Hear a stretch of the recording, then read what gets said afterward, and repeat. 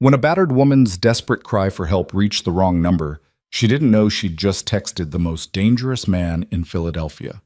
With broken ribs and a dying phone, Lena Ward sent what she thought was her final message to her brother. But one wrong digit changed everything. The text landed on Victor Vale's phone, a crime boss who ruled the city's underworld without mercy. What began as a misdial became the collision of two worlds, a woman fighting to survive, and a man who'd forgotten what it meant to save someone. Stay until the end to see how this story unfolds. Hit that like button, and comment your city so I can see how far this story travels. The Philadelphia winter cut like broken glass. Lena Ward lay on the floor of apartment 4B, each breath a fresh knife through her chest. The ribs on her left side had given way an hour ago. She'd heard them crack beneath Ethan's fist, felt something fundamental break inside her body. Now every shallow gasp brought white-hot pain that made her vision swim. The apartment was dark. Ethan had locked her in before leaving, same as always. The deadbolt he'd installed 6 months ago only opened from the outside. "For your safety," he'd said, "so nobody can get in while I'm at work." She'd believed him once. Her phone lay 3 feet away where it had skidded when she'd tried to crawl toward the kitchen. The screen showed 3% battery. Her fingers were numb. Whether from cold or shock, she couldn't tell anymore. The heating had been off for 2 days.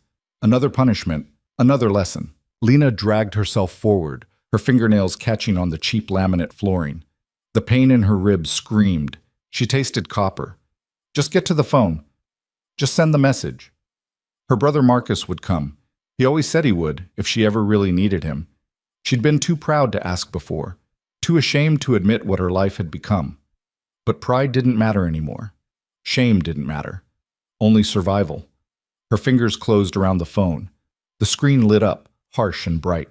She squinted at the contacts, found Marcus's name, tried to focus through the tears and the pain and the way the edges of her vision kept going soft. She typed with shaking hands. "He broke my ribs. Can't breathe. Apartment 4B, door locked. Send." The phone died in her hand, screen going black. Lena let her head rest against the floor. The laminate was so cold it almost felt good against her feverish skin. She'd done what she could. Either Marcus would come, or he wouldn't. Either way, she'd fought until she had nothing left. She closed her eyes. She didn't see the mistake. Didn't know that in her desperation, her thumb had slipped, that she'd selected the wrong contact, that her message for help hadn't reached her brother at all. And 3 miles across the city, in a penthouse that overlooked the Schuylkill River, Victor Vale stood at his window and watched Philadelphia glitter in the December dark. He was 34 years old and owned half the city. The parts that mattered, anyway. The docks, the distribution networks, the politicians who stayed bought, the judges who understood that justice was negotiable. He'd built his empire methodically over 12 years, brick by bloody brick, until his name alone made men nervous. People called him the Phantom. He preferred it that way. Let them think he was a ghost, a rumor, a shadow that only appeared when someone needed to disappear. His phone buzzed. Victor glanced at the screen, expecting business. It was always business. At 11:47 p.m. on a Thursday, someone always needed something. A problem solved, a rival handled, a shipment rerouted. But the message was from an unknown number. "He broke my ribs. Can't breathe." Apartment 4B, door locked. Victor read it twice. Most men would have deleted it. Wrong number, not their problem. The city was full of desperate people sending desperate messages. You couldn't save them all. You couldn't save any of them, really. You could only save yourself. But Victor had built his empire on information, on reading between the lines, on understanding what people didn't say. This message, 4 short sentences, told him everything. He broke my ribs. Violence, intimate and deliberate. Can't breathe. Medical emergency, possibly life-threatening. Apartment 4B. Specific location. She wanted to be found. Door locked. Trapped. Unable to escape. And the fact that she'd texted instead of calling 911 told him something else. Whoever had hurt her had power. Maybe a cop. Maybe someone connected. Someone who'd make sure the authorities didn't respond or didn't respond in time. Victor's jaw tightened. He told himself it wasn't his concern. He'd left that kind of heroism behind years ago, back when he still believed the world could be fixed. He knew better now. The world was broken, and you either learned to profit from the fractures or you got crushed beneath them. He looked at the message again. Can't breathe. Fuck, he said quietly. He called Roman, his head of security. The phone rang once. Yeah, boss. I need an address traced. Unknown number. Send me the location in 5 minutes. On it. Victor ended the call and moved away from the window. He pulled on a black coat, checked the Glock holstered at his hip. He didn't know why he was doing this. Didn't know why this particular message from this particular stranger had gotten under his skin. Maybe because the words reminded him of someone else. A different locked door. A different woman who'd needed help that never came. His phone buzzed. Roman had sent coordinates and an address. 2847 Allegheny Avenue, apartment 4B. Victor memorized it, grabbed his keys, and headed for the elevator. Behind him, the city glittered like broken promises. Chicton. The building on Allegheny Avenue was exactly what he'd expected. 4 stories of crumbling brick, windows covered with bars, graffiti tags layered so thick they'd become abstract art. The kind of place where people minded their business because asking questions got you hurt. Victor parked his black Mercedes across the street. 2 of his men pulled up 30 seconds later in an unmarked SUV. Roman and Cade, both armed, both trained to follow orders without questions. 4th floor, Victor said. Apartment 4B, doors locked. Someone inside needs medical attention. Roman raised an eyebrow. Boss, you want to tell us what we're walking into? No idea, Victor admitted. Stay sharp. They entered through the building's broken security door. The lobby smelled like mold and old cigarettes. The elevator had an out-of-order sign that looked permanent, so they took the stairs. 4th floor. The hallway was dim, half the lights burned out. Victor found 4B and knocked once, hard. Philadelphia Fire Department. Open up. No answer. He tried the handle, locked, as expected. Cade, Victor said. Cade stepped forward with a small pry bar. The door was cheap, builder grade, barely better than cardboard. 2 sharp cracks and the lock gave way. The door swung open. The apartment was freezing. Victor stepped inside, his hand near his weapon, eyes adjusting to the darkness. He could hear something, shallow, labored breathing. Lights, he ordered. Roman found a switch. A single overhead bulb flickered on. That's when Victor saw her. She was lying near the kitchen entrance, curled on her side like she'd fallen there and lacked the strength to move. Mid-20s, dark hair matted with sweat, face bruised badly enough that one eye had swollen shut. She wore a thin sweater and jeans, both smeared with what looked like dried blood. She was shaking, from cold or shock, probably both. Victor crossed the room in 3 strides and knelt beside her. Up close, the damage was worse. Split lip, finger-shaped bruises on her throat. And the way she was breathing, sharp, shallow gasps, confirmed what the message had said. Broken ribs. Hey, he said quietly. Can you hear me? Her good eye opened slightly. She looked at him without recognition, without hope, just exhausted acceptance. Help, she whispered. The word came out broken. I'm here, Victor said. You're going to be okay. He didn't know if that was true, but he said it anyway. He slipped one arm beneath her shoulders, the other under her knees, and lifted her as carefully as he could. She made a small sound of pain that cut right through him. Roman, get the car running. Cade, sweep the place. I want to know who did this. As he carried her toward the door, he heard footsteps in the hallway. Heavy, confident. A man appeared in the doorway, mid-30s, expensive suit, law school haircut. He looked at Victor, at the woman in his arms, and his expression went from surprise to fury in half a second. What the hell do you think you're doing? The man's voice was sharp, authoritative, the kind of voice used to being obeyed. Put her down, now. Victor stopped walking, looked at him properly. The man was tall, well-built, clearly someone who worked out. His suit probably cost $3,000. His shoes were Italian leather. Everything about him screamed money and privilege. Everything except his knuckles, which were scraped raw. You must be the boyfriend, Victor said calmly. I'm her fiancé, Ethan Calder, and you're trespassing. Ethan stepped into the apartment like he owned it. which Victor supposed he probably did. I don't know what she told you, but she's confused. She fell. It was an accident. Right, Victor said.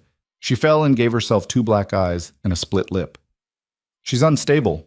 She hurts herself for attention. Ask anyone. Ask her therapist. She's been diagnosed with— Shut up, Victor said quietly. Ethan's face flushed red. Do you have any idea who I am?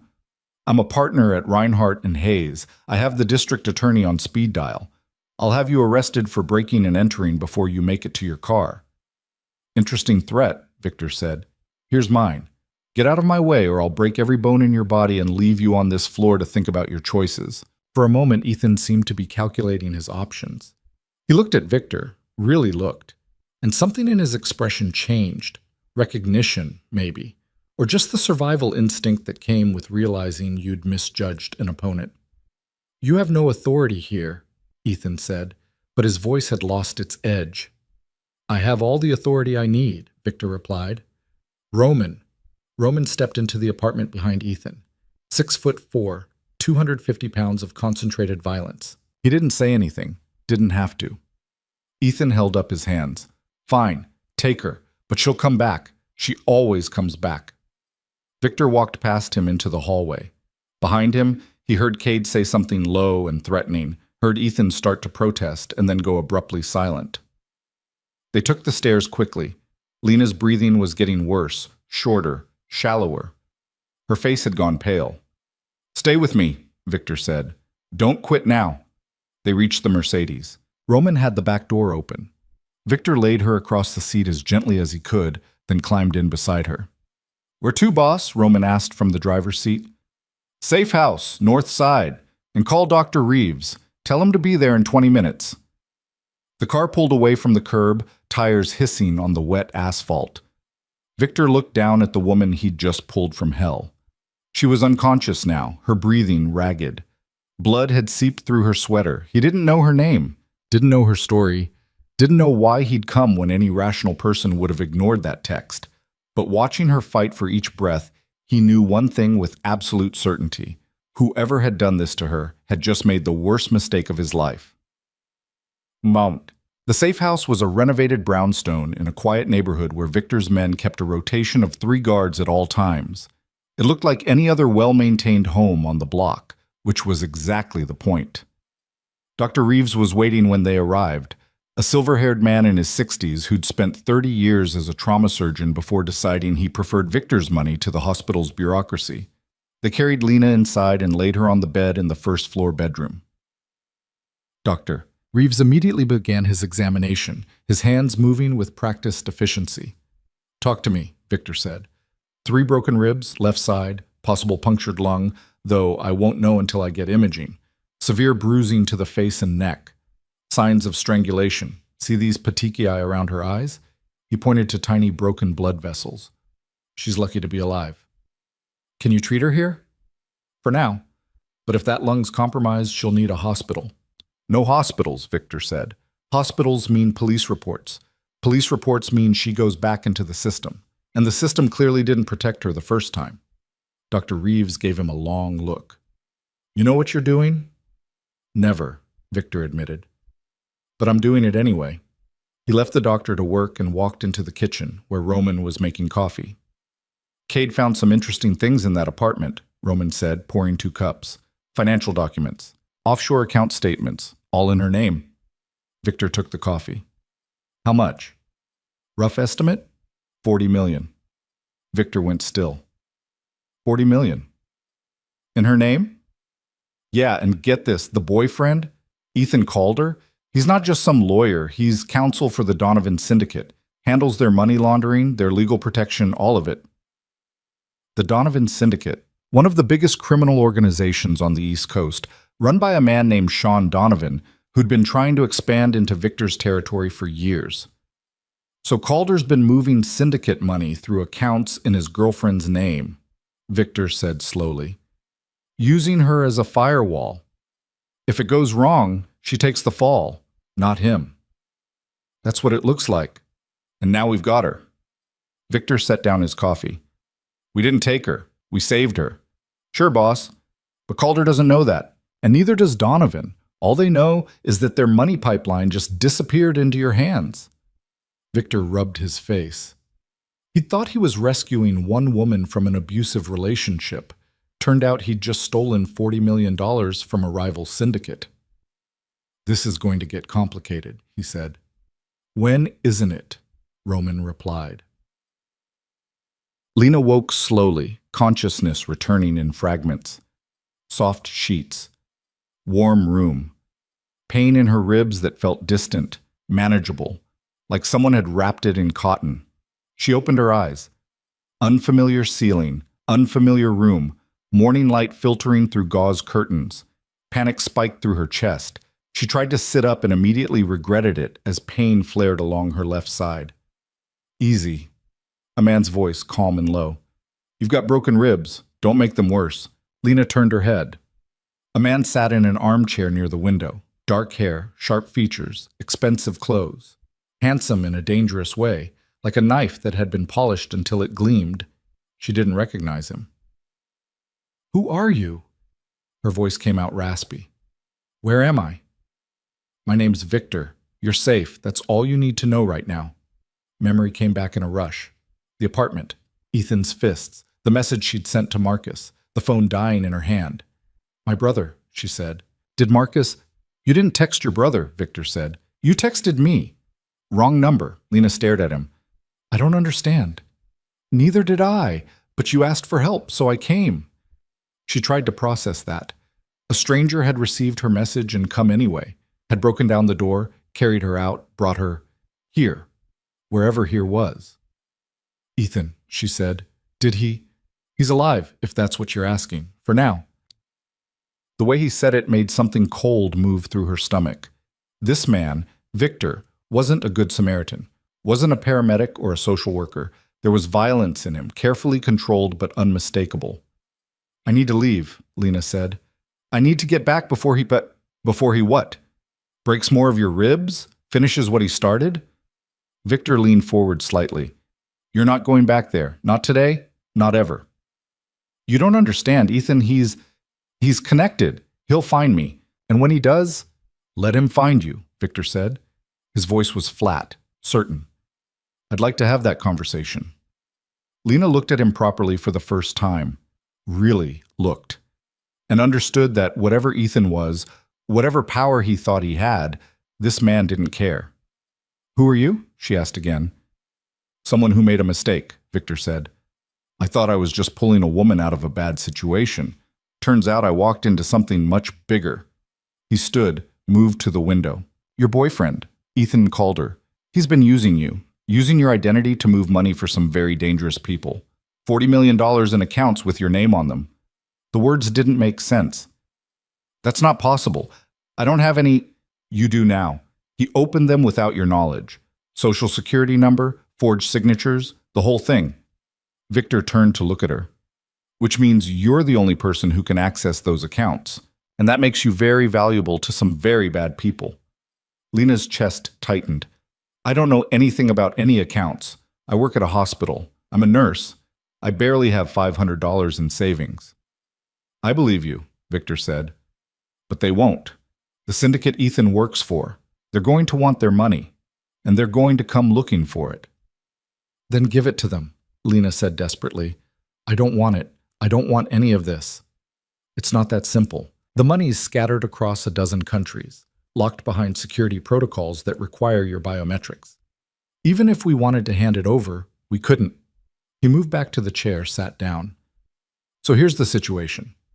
You're stuck with me until we figure out how to navigate this, and they're stuck wanting something they can't have. Lena closed her eyes. This couldn't be happening. She'd sent one message, one desperate, wrong number message, and now she was tangled in money laundering and criminal syndicates and a strange man who talked about violence like it was weather.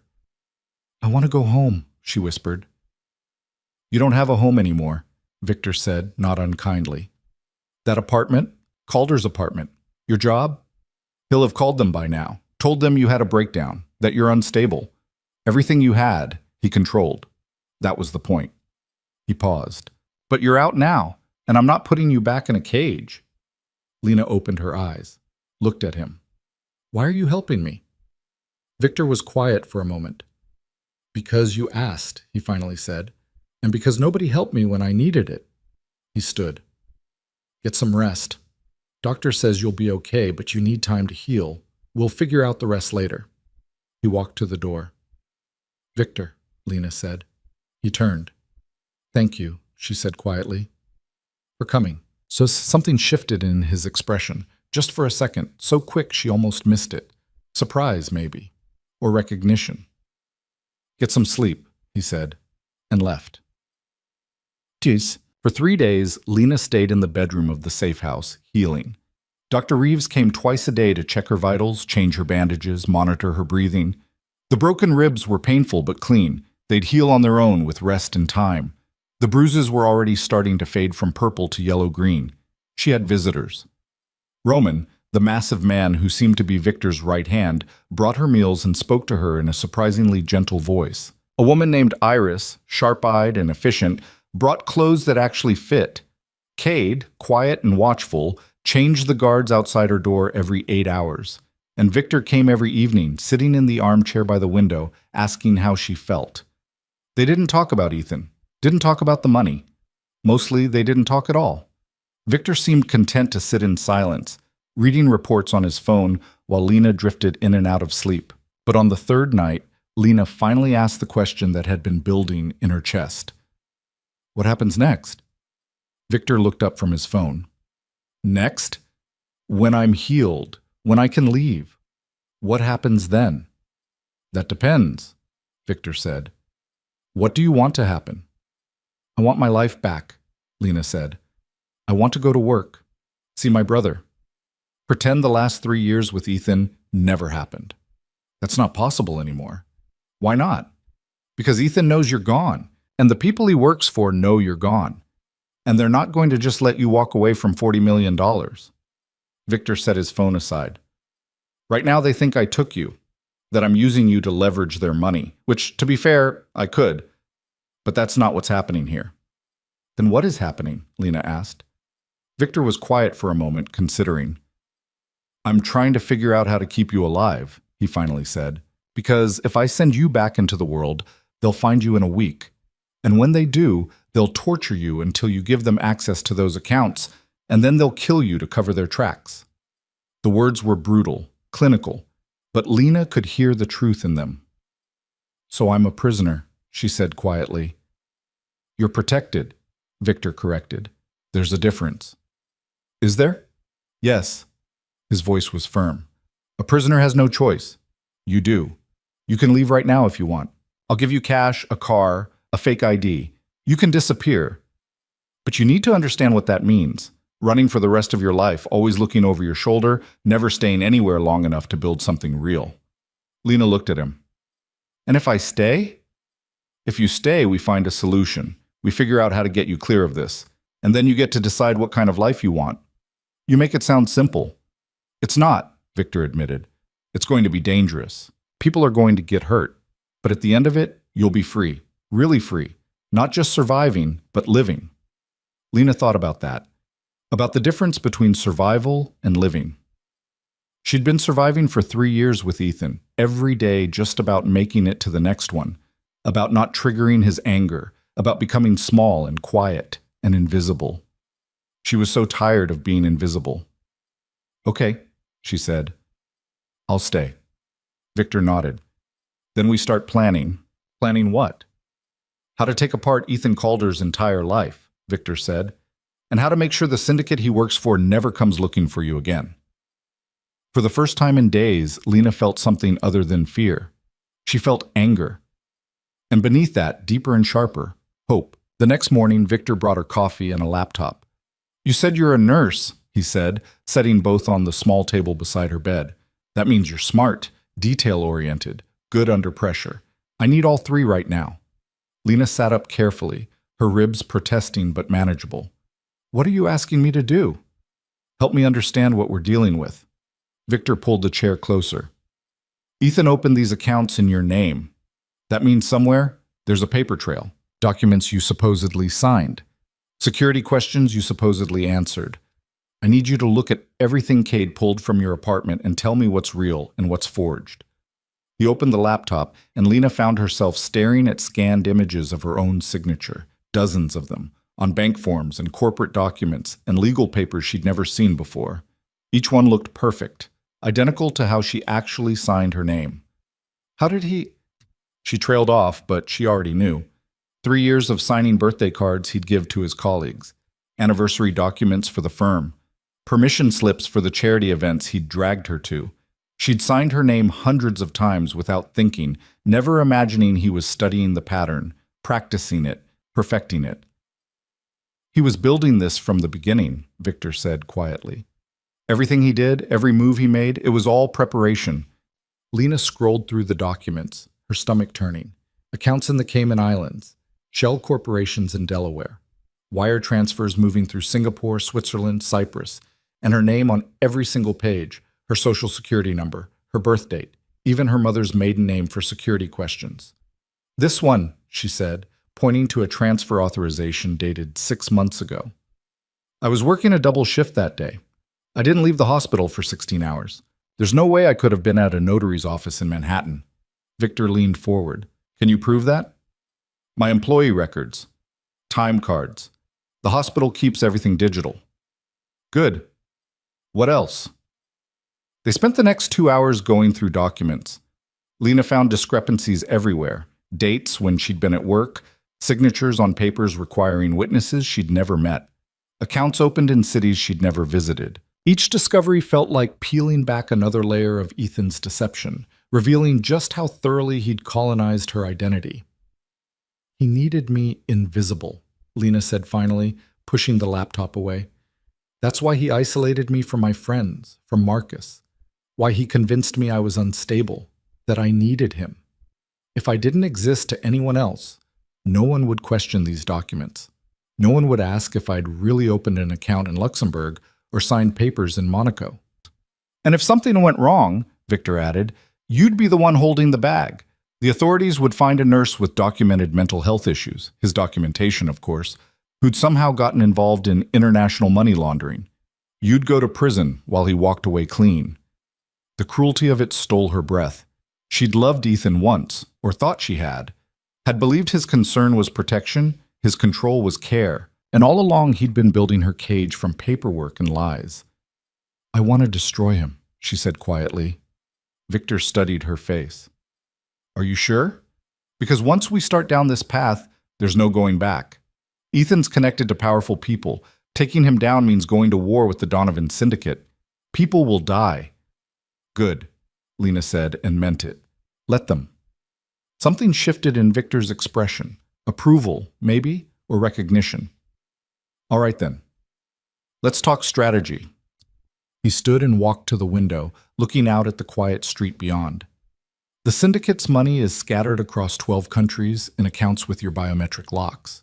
Fingerprints, retinal scans, voice authentication. That's why they can't access it without you, and why Ethan can't just kill you and move on. You're the key to $40 million. So what do? We make them think the key is broken, Victor said. We convince them the money's gone, untouchable, that keeping you alive is pointless. How? We steal it first. Lena stared at him. You want to steal $40 million from a criminal syndicate. I want you to steal it, Victor corrected. It's your money, legally speaking, your name, your accounts, your biometrics. You have every right to access it. And once it's moved somewhere they can't reach, you have leverage. Leverage for what? For your freedom, for your brother's safety, for making sure that when this is over, they have no reason to ever come looking for you again. He turned to face her. But it's going to require you to trust me, and I know that's asking a lot considering the last man you trusted tried to kill you. Lena looked at this stranger who'd broken down her door, who'd carried her out of hell, who was now proposing they rob a criminal empire together. She should be terrified, should be demanding he take her to the police, to the FBI, to anyone official and safe. But she'd tried safe. Safe had gotten her locked in an apartment with broken ribs. What do you need me to do? She asked. Victor smiled, a sharp, predatory expression that should have frightened her, but somehow didn't. First, he said, We need to find your brother. I'm nuts. Marcus Ward lived in a small apartment in South Philadelphia, working construction and playing guitar in a cover band on weekends. Lena hadn't seen him in 8 months. Ethan had convinced her that Marcus was a bad influence, that his lifestyle was chaotic and unhealthy, that she needed distance from his negativity. She'd believed that too once. Now, sitting in the back of Victor's Mercedes as they pulled up to Marcus's building, Lena felt 3 years of stolen time pressing against her chest. You don't have to do this now, Victor said. We can wait until you're stronger. No. Lena unbuckled her seatbelt. He needs to know I'm okay, that I got out. Want me to come with you? She almost said yes, but this conversation needed to happen without bodyguards, without the weight of Victor's dangerous presence. Give me 20 minutes, she said. She walked into the building alone, her ribs aching with each step up to the 3rd floor. Apartment 3C. She knocked, heard movement inside, heard her brother's voice call out, "Yeah, hold on." The door opened. Marcus stood there in sweatpants and an old Phillies t-shirt, beer in hand, and the expression on his face went from casual to shocked to devastated in the span of a heartbeat. Lena? He stared at her face, at the fading bruises, at the way she held herself like something fragile. Jesus Christ, what happened to— Can I come in? She asked quietly. He stepped back, pulling the door wide. The apartment was small but clean, smelling like pizza and motor oil. Marcus set his beer down with shaking hands. Who did this to you? His voice was rough. Was it Ethan? I swear to God, I'll kill him. I'll fucking kill him. Get in line, Lena said, and sat carefully on his couch. It took 30 minutes to tell him everything. Not the money, not the syndicate. She wasn't ready to explain that labyrinth yet. Just the basics. Ethan's violence. The locked apartment. The desperate message she'd tried to send. You texted me? Marcus asked. When? I never got— Wrong number, Lena said. I meant to text you, but I hit the wrong contact. It went to someone else. Who? Someone who helped. Someone who got me out. Marcus ran his hands through his hair, pacing now. I should have known. Should have pushed harder when you started canceling plans. When you stopped answering calls. I knew something was wrong, but I thought you just didn't want me around anymore. That's what he wanted you to think, Lena said. He was good at making me disappear. Where are you staying now? Are you safe? I'm with the man who helped me, Victor. He has resources, protection. I'm safe there. Marcus stopped pacing. Victor who? What kind of resources? Lena hesitated. How did you tell your brother you were living with a crime boss? That you'd accidentally stumbled into a war between criminal empires? That the man protecting you was probably more dangerous than the man you'd escaped? The kind that keeps Ethan from finding me, she said carefully. That's all you need to know right now. Lena, Marcus, listen to me. She stood, crossed to him, took his hands. I need you to trust that I'm okay, that I'm figuring this out, but I also need you to be careful. Ethan might try to use you to get to me. If he contacts you, if anyone contacts you asking about me, you don't know anything. You haven't seen me, okay? You're scaring me. Good. Be scared. Be careful. And don't try to find me. I'll reach out when it's safe. She hugged him then, felt him hold her like she was made of glass, like she might shatter. I'm sorry, he whispered. I'm so sorry I didn't save you. You couldn't have, Lena said. But I saved myself, and that's enough. When she left his apartment 20 minutes later, she felt lighter somehow, like she'd reclaimed a small piece of herself that Ethan had tried to erase. Victor was waiting in the car, reading something on his phone. He looked up when she slid into the back seat. How'd it go? He's worried, angry, wants to kill Ethan. Smart man, Victor said. We should all want to kill Ethan. Despite everything, Lena almost smiled. That night, Victor brought her into his war room. It was a converted dining room in the safe house, walls covered with maps and photographs and pinned documents connected by red string like something from a detective show. Except this wasn't fiction. These were real criminal networks, real money flows, real people who'd killed for less than what they were planning. Roman was there, along with Cade and 2 other men Lena didn't recognize. And Iris, the sharp-eyed woman who'd brought her clothes, sitting at a laptop with the focused intensity of a surgeon. Everyone, This is Lena Ward, Victor said.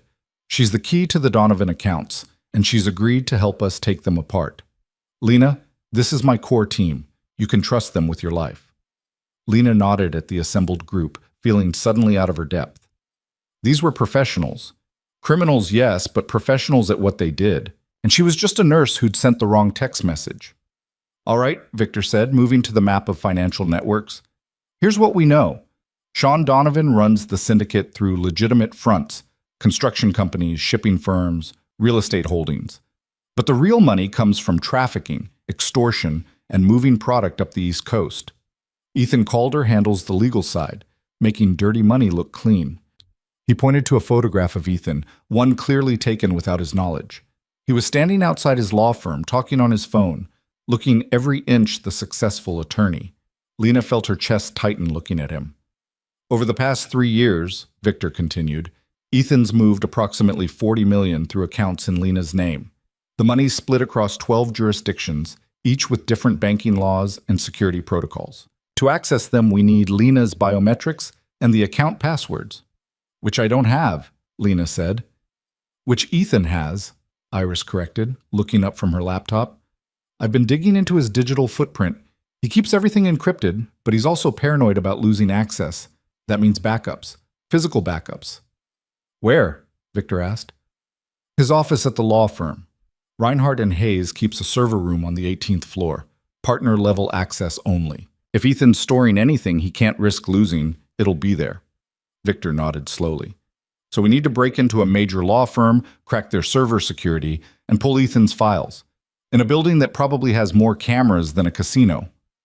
Probably more, Iris agreed cheerfully. Can it be done? Lena asked. Everything can be done, Roman rumbled. Question is whether the cost is worth it. It's worth it, Victor said firmly. Lena needs those passwords to access the accounts. Once we have them, we can move the money somewhere Donovan can't reach.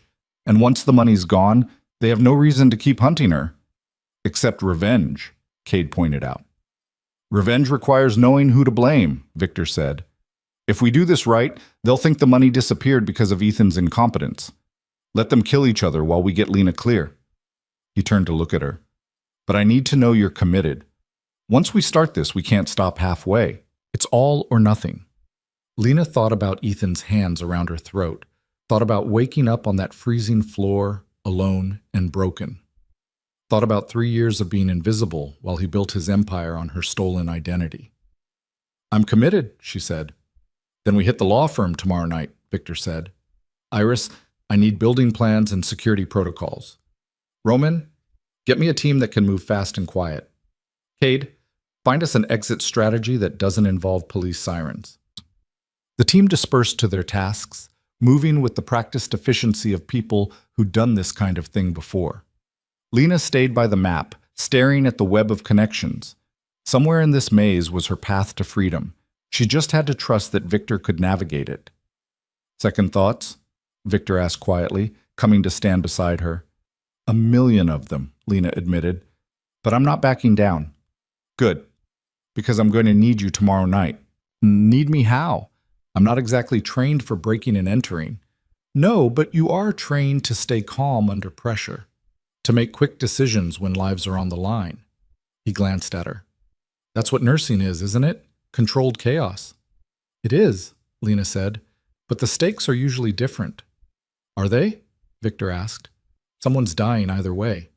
The only difference is who. It was a dark way to look at it. But standing in this room full of criminal strategy, Lena couldn't argue with the logic. They spent the next day preparing. Iris showed Lena the building plans for Reinhardt and Hayes, 42 floors of steel and glass in Center City, housing 300 attorneys and their support staff. The 18th floor was executive territory, with biometric locks on the server room and 24-hour security patrols. Guards rotate every 4 hours, Iris explained, highlighting patrol routes on the digital blueprint. But there's a 7-minute gap between shifts when the outgoing team logs their report and the incoming team starts their sweep. That's our window. 7 minutes to get in, find Ethan's files, and get out? Lena asked. 7 minutes to get past the door. The actual extraction will take longer, But once we're inside the server room, we can lock it down and buy ourselves time. How do we get past the biometric locks? Iris smiled. That's where you come in. She pulled up security footage from the law firm's lobby. Dozens of attorneys coming and going, swiping ID badges, pressing their hands to palm scanners. Ethan has access, Iris said, which means his palm print is in the system. And you were his fiancée for 3 years. Did you ever go to his office? Twice, Lena said, remembering. He brought me to a holiday party last December. And once before that, maybe 18 months ago, for some firm event. Did you sign in? Use any security systems? Lena tried to remember.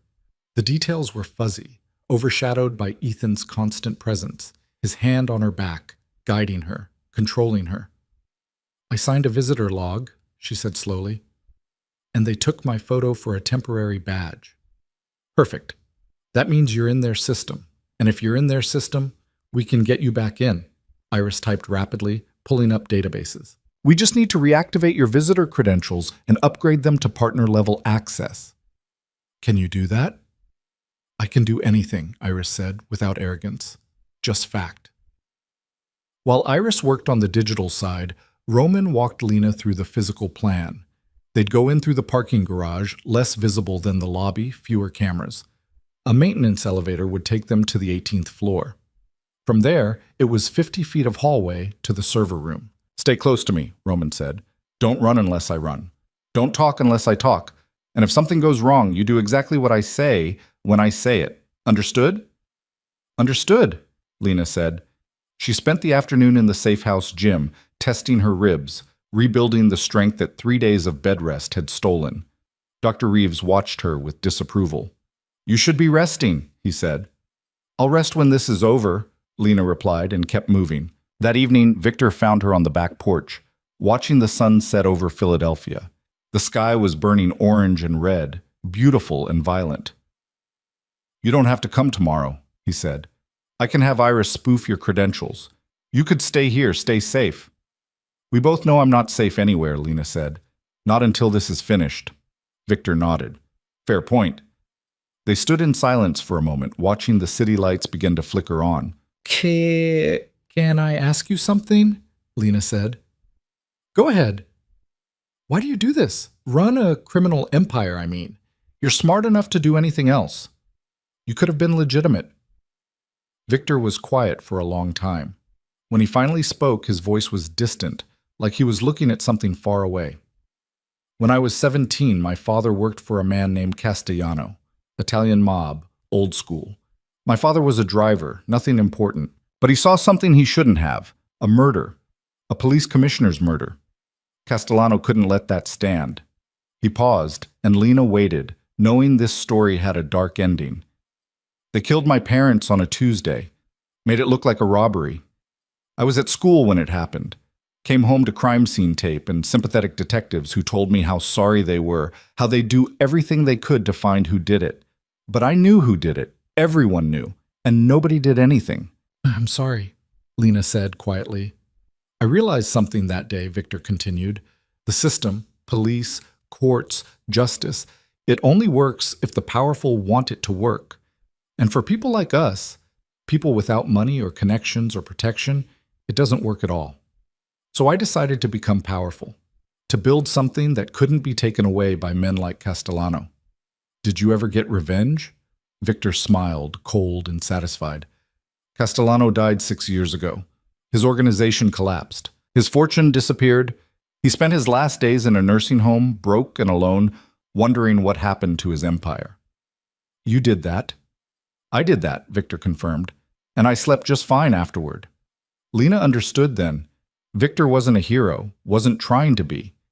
He was something more complicated, a man who'd been broken by injustice and rebuilt himself into the kind of power that could break others.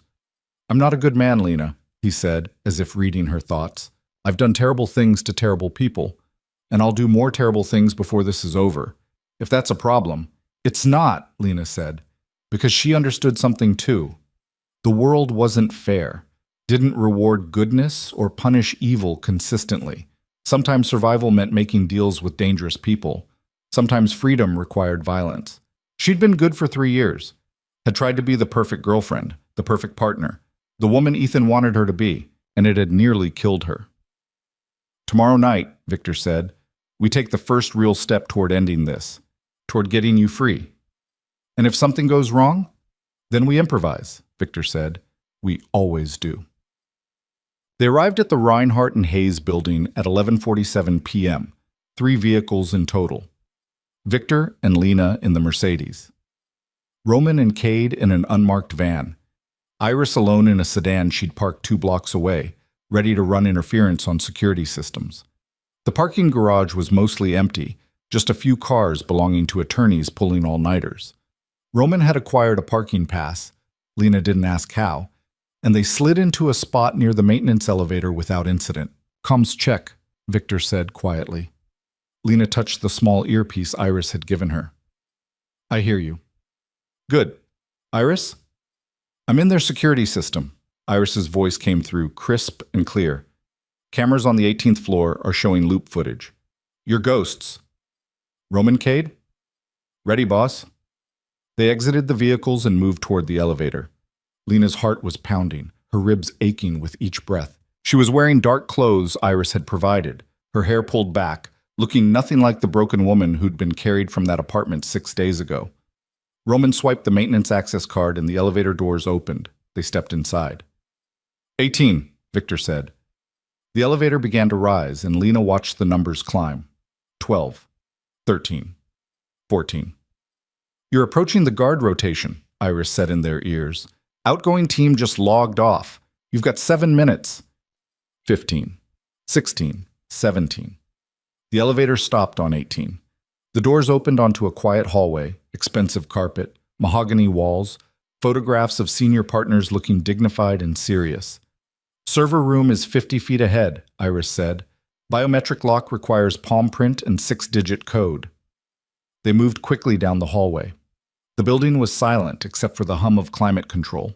Somewhere distant, a phone rang once and stopped.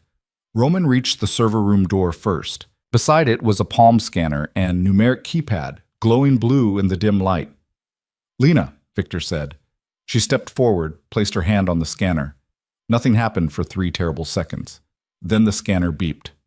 Green light. "Code is 847291, Iris said. "I pulled it from Ethan's deleted browser cache. Idiot uses the same password for everything." Roman typed it in. Another beep. The lock disengaged with a heavy click. They were in. The server room was cold, kept at optimal temperature for the machines.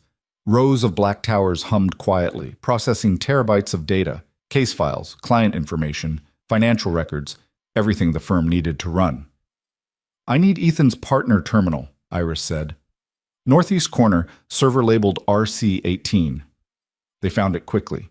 Cade pulled out a laptop and connected it directly to the server housing. His fingers flew across the keyboard. "I'm pulling everything," he said. "Financial files, encrypted documents, email backups. This is going to take 4 minutes." "You've got 3, Iris said. New guard team just entered the building. Lena watched the progress bar on Cade's screen inch forward. 40%, 50%. "Come on," Roman muttered. 60%, 70. "They're on the elevator," Iris said, tension creeping into her voice. 2 minutes out. 80%. Lena found herself holding her breath. If they got caught here, it was over. Ethan would know they were coming for him. The syndicate would know. Every advantage they had would disappear. 90%. 1 minute, Iris said. 95%. "They're on your floor." 100%. The download completed. Cade yanked the laptop free, shoved it into his bag. Roman was already moving toward the door. "Wait," Victor said quietly. He was looking at something on one of the monitors, surveillance footage from inside the building. The guards were walking down the hallway, heading straight for the server room. "We're trapped," Lena whispered. "No," Victor said. "We're improvising. Iris, kill the lights on this floor. Now." The hallway outside went dark. "Emergency lighting will kick in 30 seconds, Iris warned. "That's enough. Roman, when I open this door, we go left. There's a stairwell access. We make for the garage." "Boss, those guards will assume it's a power glitch. Move fast, stay quiet, and they'll never know we were here." Victor pulled the door open. The hallway was pitch black except for the faint glow of exit signs. They could hear the guards ahead, confused voices, someone calling building maintenance. They moved left, quick and silent. Lena kept her hand on Roman's back, trusting him to navigate the darkness. Behind them, emergency lights flickered on, bathing the hallway in dim red. But they'd already reached the stairwell. Down 18 flights of stairs, moving fast but not running, not making noise that would echo. Lena's ribs screamed with every step. She ignored them. They burst into the parking garage, into the Mercedes. Roman and Cade to the van. "Drive casual," Victor said. "We're just lawyers leaving late." They pulled out of the garage one vehicle at a time, spacing themselves, looking like nothing more than tired professionals heading home. 3 blocks away, Lana finally allowed herself to breathe. "We did it," she said. "We got the data," Victor corrected. "Now comes the hard part." Back at the safe house, Iris spread the stolen data across 3 monitors like a dealer laying out cards. The files from Ethan's server painted a picture more damning than any of them had expected. "He's meticulous," Iris said, scrolling through folders organized by year, by client, by transaction type. Every wire transfer documented, every shell company mapped, every illegal dollar accounted for with spreadsheet precision. Lena stood behind her, watching her entire life reduced to data points. Account numbers that bore her name but held money she'd never touched. Signatures she'd never signed authorizing transfers she'd never made. 3 years of systematic identity theft laid bare in encrypted files. "Here," Iris said, pulling up a password manager file. "This is what we need. Account credentials for all 12 offshore banks. He organized them by institution." She clicked through them one by one. Cayman National, Singapore International, Bank Schweitzer. Each entry contained usernames, passwords, security questions, and most importantly, the biometric authentication protocols. "Fingerprint and retinal scan for the Cayman accounts," Iris read. "Voice authentication for Singapore, facial recognition for Switzerland." He built this fortress assuming you'd never have access to your own biometric data, never know these accounts existed. "Can we get in?" Victor asked. With Lena, absolutely. These banks use standard verification protocols. We set up video calls, route them through VPNs to spoof location data, and Lena authenticates. Once we're in, we can transfer everything out before anyone knows what's happening. "Transfer it where?" Lena asked. Victor turned to her. "That's your decision. It's your money, legally. You can do whatever you want with it."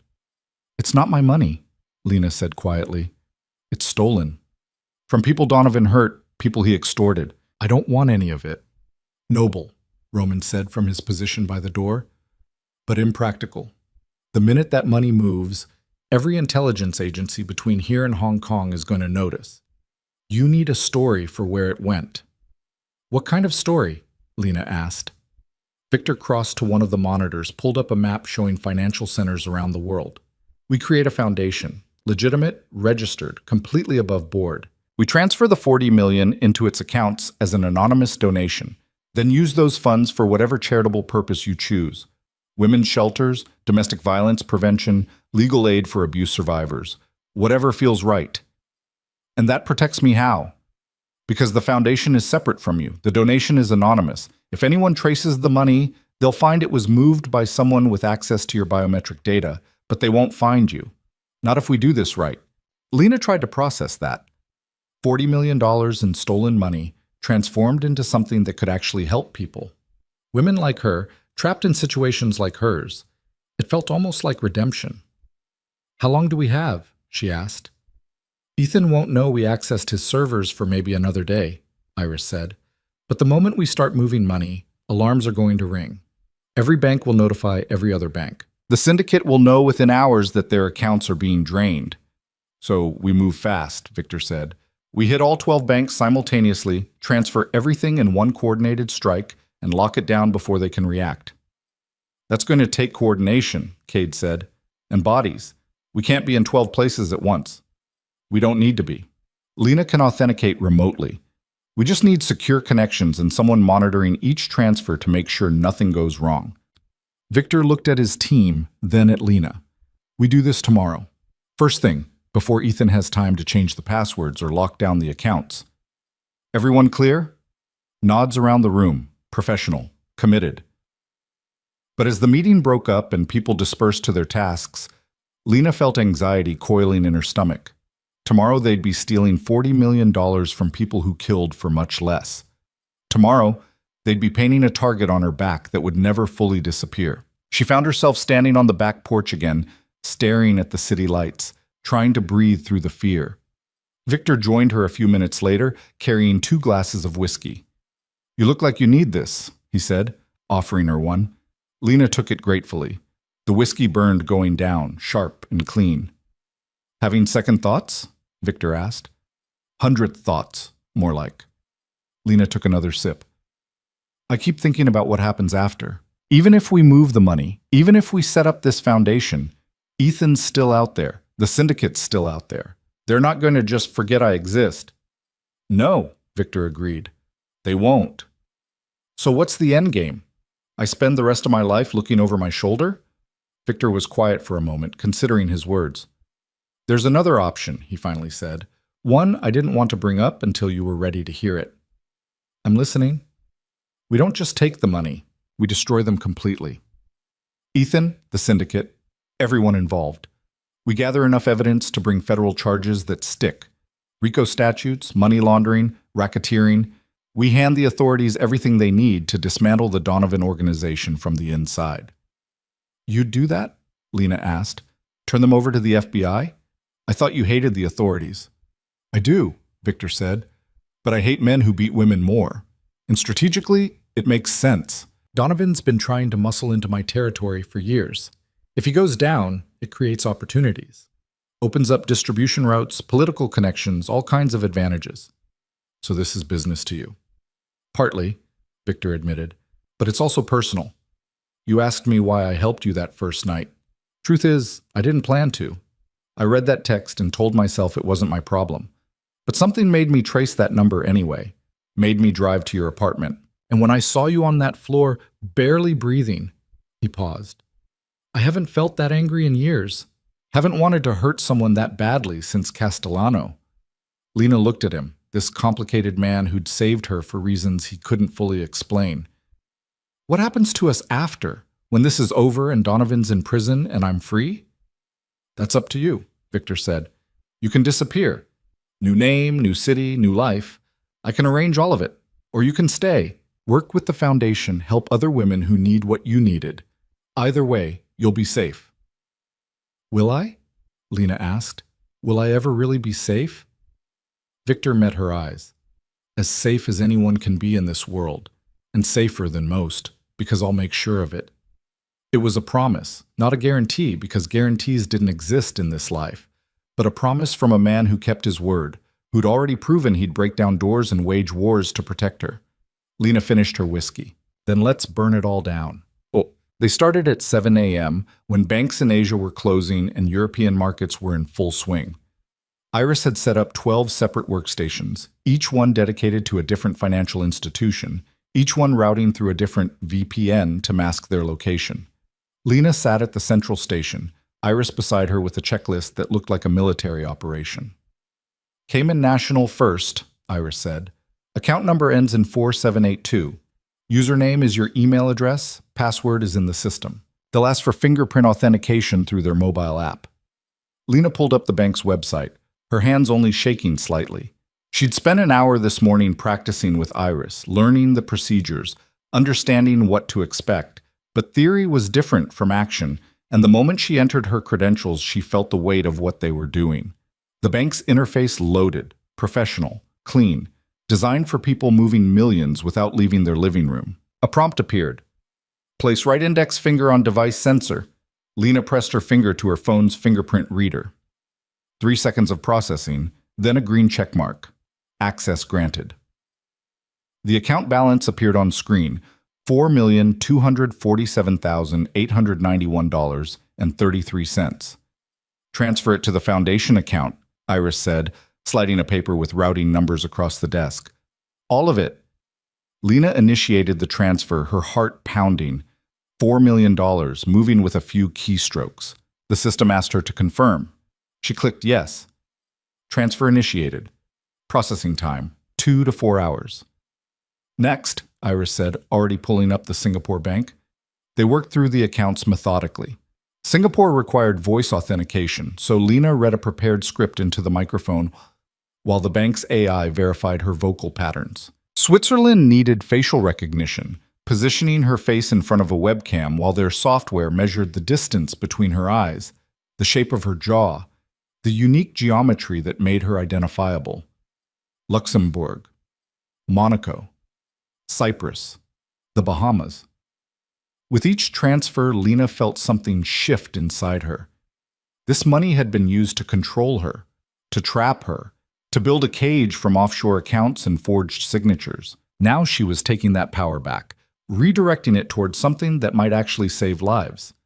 By noon, they'd cleared 8 accounts, $28 million in motion flowing through international wire systems toward the foundation Iris had incorporated overnight in Delaware. 4 more, Iris said, pulling up the 9th account. You're doing great. But as Lena logged into the Panama Bank, an alert flashed across the screen in red. Account flagged for suspicious activity. Please contact your account manager. What does that mean? Lena asked. Iris's expression hardened. It means someone noticed. Probably automated fraud detection, seeing multiple transfers from accounts that have been dormant for months. Can we still access it? Try the transfer. If it goes through, we're fine. If not, Lena initiated the transfer. $3,892,445.67 to the foundation account. The screen went blank for 3 seconds. Then, transfer denied. Account temporarily frozen pending verification. Damn, Iris muttered. They locked it. What about the other 3 accounts? Victor asked, appearing behind them. We move fast, Iris said, before the banks start talking to each other. They hit the 10th account, Hong Kong. The transfer went through. $31 million secured. 11th account, Isle of Man. Transfer approved. $35 million. But when Lena tried to log into the 12th and final account, a different message appeared. Account closed by primary holder. Remaining balance transferred to alternative account. Ethan, Lena whispered. He knows. When was it closed? Victor asked. Iris checked the transaction history. 20 minutes ago, he must have been monitoring the accounts, saw the transfers starting, and moved whatever he could before we got to it. How much did he save? Last balance shows $1.8 million. Not huge, but enough to run on. Victor's jaw tightened. Where did he transfer it? Give me a minute. Iris's fingers flew across her keyboard, tracking the digital trail. He moved it to a personal account, domestic. First National of Pennsylvania, Center City branch. That's his emergency fund, Victor said. Money he kept separate in case he needed to disappear fast. Can we touch it? Lena asked. Not without him knowing we're coming, and the moment we try, he'll move it again or withdraw it in cash. Victor paced, thinking. But it tells us something important. Ethan's scared. He knows we're taking his empire apart, and he's going into survival mode. What does that mean for us? Lena asked. It means he's going to make a move. Either he runs, or he comes at us before we can finish this. Victor turned to Roman. Double security on the safe house. I want eyes on all approaches, armed response teams within 3 minutes. If Ethan or anyone from the syndicate comes looking for Lena, I want to know before they get within a mile of her. On it, boss. Iris, how much did we get total? $35.2 million, Iris said, safely transferred to the foundation account. The remaining 4.8 is either frozen or moved. That's enough, Victor said. More than enough. Lena, you did it. The money's out of their hands. Lena stared at the screen showing the foundation's balance. $35 million that would fund shelters, legal aid, emergency housing, counseling. Enough to help thousands of women escape the kind of life she'd barely survived. Now what? She asked. Now we wait for them to react, Victor said. And when they do, we hit them with everything we've got. The reaction came faster than expected. At 4 p.m., Iris's phone buzzed with an alert from her monitoring software. Ethan just left his law firm, moving fast, 2 security guys with him. Where's he going? Victor asked. Iris tracked his phone's location. South Philadelphia. Looks like Marcus's apartment. Lena's blood went cold. No, no, he wouldn't. He absolutely would, Victor said grimly. He knows we took the money. He knows you're involved. And he knows the fastest way to get to you is through your brother. We have to stop him, Lena said, already moving toward the door. Victor caught her arm. We will. But you're not going anywhere near this. Roman, Cade, get a team to Marcus's location. Extract him before Ethan arrives. Use whatever force is necessary. I'm coming with you, Lena insisted. No, he's my brother, Victor. I'm not sitting here while you fight my battles. They locked eyes, and something passed between them. Understanding, maybe, or just the recognition that some arguments weren't worth having. Fine, Victor said, but you stay in the car, and if shooting starts, you get down and you stay down. Clear? Clear. They were in the Mercedes and moving within 90 seconds, Roman driving with the kind of controlled urgency that came from years of high-stakes operations. Cade followed in the SUV with 3 more of Victor's men, all armed already. Lena's phone buzzed. Marcus calling. She answered. Marcus, listen to me. Lena, there are men outside my building. Her brother's voice was tight with fear. 2 guys in suits watching the entrance. One of them looks like that picture you showed me, your ex. Lock your door. Don't open it for anyone. We're coming to get you. What's happening? What did you get me into? I'll explain everything, but right now you need to trust me. Stay inside, stay quiet, and we'll be there in 10 minutes. Lena? 10 minutes, Marcus. Hold on. She ended the call, her hands shaking. This was her fault. She dragged Marcus into this world of violence and money and men who solved problems with bullets. If something happened to him because of her choices, he's going to be fine, Victor said quietly. We won't let Ethan touch him. You can't promise that. No, Victor admitted, but I can promise I'll do everything in my power to make it true. They reached Marcus's neighborhood in 8 minutes, Roman taking corners fast enough to make the tires scream. The SUV stayed close behind them. There, Cade said over the radio. Black sedan, 2 men outside the building entrance. Lena saw them. Ethan and another man, both in expensive suits, both scanning the street like they owned it. Ethan was talking on his phone, gesturing with his free hand. What's the play, boss? Roman asked. Victor assessed the situation. Residential street, civilians everywhere, broad daylight. A firefight here would bring every cop in South Philly down on them within minutes. We talk first, Victor said. Show of force, but controlled. Roman parked directly in front of them. Cade, position your team to cut off their exit. I want them feeling surrounded. The Mercedes pulled up to the curb 20 feet from where Ethan stood. Victor stepped out first, moving with predatory calm. Roman followed, a mountain of controlled violence. Behind them, Cade's team emerged from the SUV, spreading out to create a perimeter. Ethan saw them and stopped mid-sentence in his phone conversation. His face went through several expressions in rapid succession. Surprise, recognition, calculation. Victor Vale, Ethan said, ending his call and sliding the phone into his pocket. I wondered when we'd meet. Wondered or hoped? Victor asked mildly. Both, I suppose. You've been making quite the mess of my business affairs. Your business affairs involved stealing from my friend, Victor said. I have a policy about that. Your friend? Ethan's eyes found the Mercedes, found Lena sitting in the back seat. His expression shifted to something ugly. Is that what she told you? That we're not together? That I'm the villain? He took a step forward. Lena's unstable, Mr. Vale. Delusional. She needs psychiatric help, not whatever fantasy you're selling her. Funny, Victor said. She seems pretty stable to me. You, on the other hand, seem nervous, like someone who just watched $35 million disappear from accounts you thought were secure. Ethan's face went carefully blank. I don't know what you're talking about.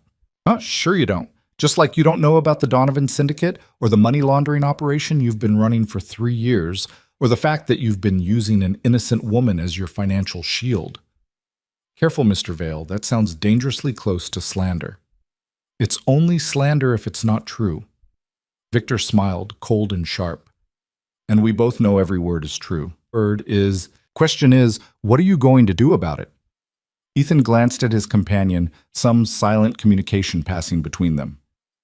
I'm here for what belongs to me. Lena and I need to have a conversation about her recent actions. That's all. No violence necessary. See, that's where we disagree, Victor said. Because Lena doesn't belong to you. Never did. You just convinced her otherwise through years of systematic abuse and manipulation. But she's clear-eyed now, and she's not having any conversations with you, today or ever. Then we have a problem. We have several problems, Victor agreed. But you leaving this neighborhood alive isn't one of them. Not yet. You want to walk away from this? Here's how it happens. You get in your car, you drive back to your office, and you start preparing for federal investigators to tear your life apart. Because that money you tried to hide, we've got every transaction documented. Every wire transfer, every shell company, every single illegal dollar. And we're handing it all to the FBI. For the first time, genuine fear flickered across Ethan's face. You're bluffing. Am I? Want to test that theory? Victor took a step closer. Or do you want to accept that you lost, cut your losses, and disappear before the syndicate realizes you failed them? The syndicate, Ethan said slowly, is going to kill you for this. You think you're protected because you run part of Philadelphia? Sean Donovan owns the entire East Coast. He has resources you can't imagine. And the moment he finds out you stole his money, he already knows, Victor interrupted. We made sure of it. Sent him a very detailed breakdown of exactly where his $40 million went, along with documentation proving you were skimming off the top. You know, that extra one. $8 million you tried to save? The money you moved to your personal account? That looked very suspicious to a man like Donovan. Made him wonder what else you might have been stealing. Ethan's face went white. You didn't. We did. So now you've got the FBI coming from one direction and the syndicate coming from the other. Your move, counselor. What's your play? The silence stretched. Lena watched from the car, her heart pounding, as Ethan processed his impossible situation. She could see the calculations running behind his eyes, the desperate search for an escape route that didn't exist. Finally, Ethan spoke, his voice tight with barely controlled rage. This isn't over. Sure it is, Victor said. You just don't want to admit it. Ethan turned to his companion. We're leaving. But as they moved toward their car, the companion reached inside his jacket. Roman reacted instantly, pulling his weapon. Cade's team did the same, a chorus of safeties clicking off. Don't, Victor said quietly. Don't make this the moment you die. The companion froze, hand still inside his jacket. Slowly, Victor continued. Show me your hands, both of you. Ethan raised his hands, empty. His companion pulled his hand out carefully, also empty. Now get in your car and drive away, Victor said, while you still can. They backed toward their sedan, moving carefully, aware that a dozen guns were tracking their every movement. Ethan got in the driver's seat, started the engine. But before pulling away, he rolled down his window and looked directly at the Mercedes, directly at Lena. I loved you, he called out, loud enough for everyone to hear. Everything I did to protect you, to give you a life. And this is how you repay me? Lena climbed out of the car before Victor could stop her. She walked toward Ethan's sedan, her ribs aching, her hands steady. You loved me? She said quietly. Is that what you call it? The broken ribs? The locked door? The 3 years of making me believe I was crazy? You were always so fragile, Ethan said. I was trying to help you. You were trying to control me, Lena interrupted, and you almost succeeded. But I'm done being fragile, done being yours, done being invisible. She leaned closer to his window. So drive away, Ethan. Run fast and run far. Because the next time we meet, I won't be the woman who couldn't breathe on her apartment floor. I'll be the woman who watched your entire empire burn. And I'll sleep just fine afterward. For a moment, something like recognition flickered in Ethan's eyes. An understanding that the woman he'd broken had rebuilt herself into something harder, sharper, beyond his reach. Then he drove away, tires squealing on asphalt. Lena watched until the sedan disappeared around a corner. Then she turned to Victor. Go get my brother. Marcus came down from his apartment 5 minutes later, escorted by Cade, looking shell-shocked and furious in equal measure. Someone want to tell me what the hell just happened? He demanded. Lena hugged him, felt him stiffen with surprise before returning the embrace. I will, she promised. All of it. But not here. Come with us. They drove back to the safe house in convoy, Marcus in the SUV with Cade's team. During the ride, Lena watched the city pass by and tried to process what she'd just done. She'd confronted Ethan, stood her ground, told him exactly what she thought of his version of love. And it had felt powerful, terrifying, but powerful. "You handled that well," Victor said. "I wanted to hit him," Lena admitted. "Wanted to hurt him the way he hurt me." "But you didn't. You stayed controlled. That's stronger." "Is it?" "Because it doesn't feel strong. It feels like I let him walk away." "He didn't walk away," Victor said. "He ran. There's a difference, and now he's out there with nowhere to go. The FBI hunting him, the syndicate hunting him, his entire life falling apart. That's better than any punch you could have thrown." Maybe. But watching Ethan drive off, Lena couldn't shake the feeling that this wasn't finished, that the confrontation they'd just had was only the opening move in a much larger game. Back at the safe house, they gathered in the war room. Marcus looked at the maps and photographs and evidence boards with growing horror. "This is insane," he said. "Lena, you're caught up with the actual mob." "I'm caught up with the people fighting the mob," Lena corrected. "There's a difference." "Is there? Because those guys outside my building had guns, a lot of guns." "And if they hadn't, Ethan would have taken you," Victor said. "Used you to force Lena's cooperation. We saved your life today, whether you realize it or not." Marcus looked at his sister. "Is that true?" "Yes," Lena said quietly. "Ethan was coming for you, to hurt me through you. That's who he is. That's who he's always been." Marcus sat down heavily. "So what now? I just go back to my life and pretend this never happened?" "No," Victor said. "You stay here until we're sure you're safe. Could be a few days, could be a few weeks. But you don't leave this house without security, and you don't contact anyone from your previous life until we've neutralized the threat." "Neutralized the threat," Marcus repeated. "You mean killed people?" "If necessary," Victor said without inflection. Marcus looked at Lena. "How are you okay with this?" "Because the alternative was dying on a floor in a locked apartment," Lena said. "Because the system didn't protect me, and Victor did. Because sometimes survival means making deals with dangerous people." "That's not you talking. That's him." Marcus pointed at Victor. "It's me," Lena said firmly. "The me I became when I had to fight to stay alive. The me who's done being a victim." She moved closer to her brother. "I know this is a lot. I know it's scary. But I need you to trust me. Trust that I know what I'm doing." Marcus looked at her for a long moment. Really looked, seeing past the bruises and the tension to the core of who his sister had become. "Okay," he finally said. "I trust you. But when this is over, you owe me the full story. Every detail." "Deal," Lena said. That night, while Marcus settled into one of the upstairs bedrooms, Lena found herself back in the war room with Victor, staring at photographs of Sean Donovan. The syndicate leader was 62, silver-haired, distinguished-looking. He could have been a banker or a politician, except for his eyes, which were flat and cold even in photographs. "He's going to come for us," Lena said.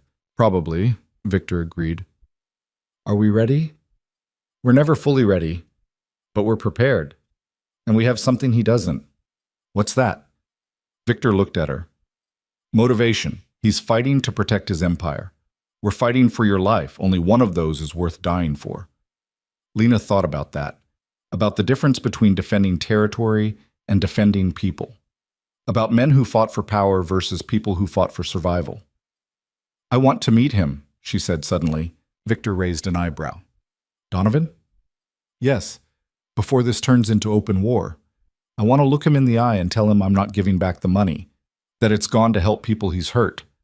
I want him to know exactly who took his empire apart." "That's suicide, son," Victor said flatly.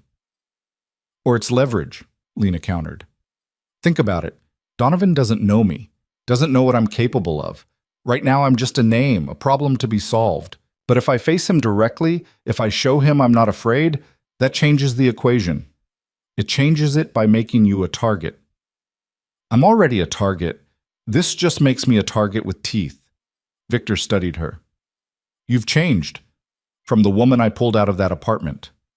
"I had to," Lena said simply. "The old me would have gotten killed the moment you left me alone. This version might actually survive.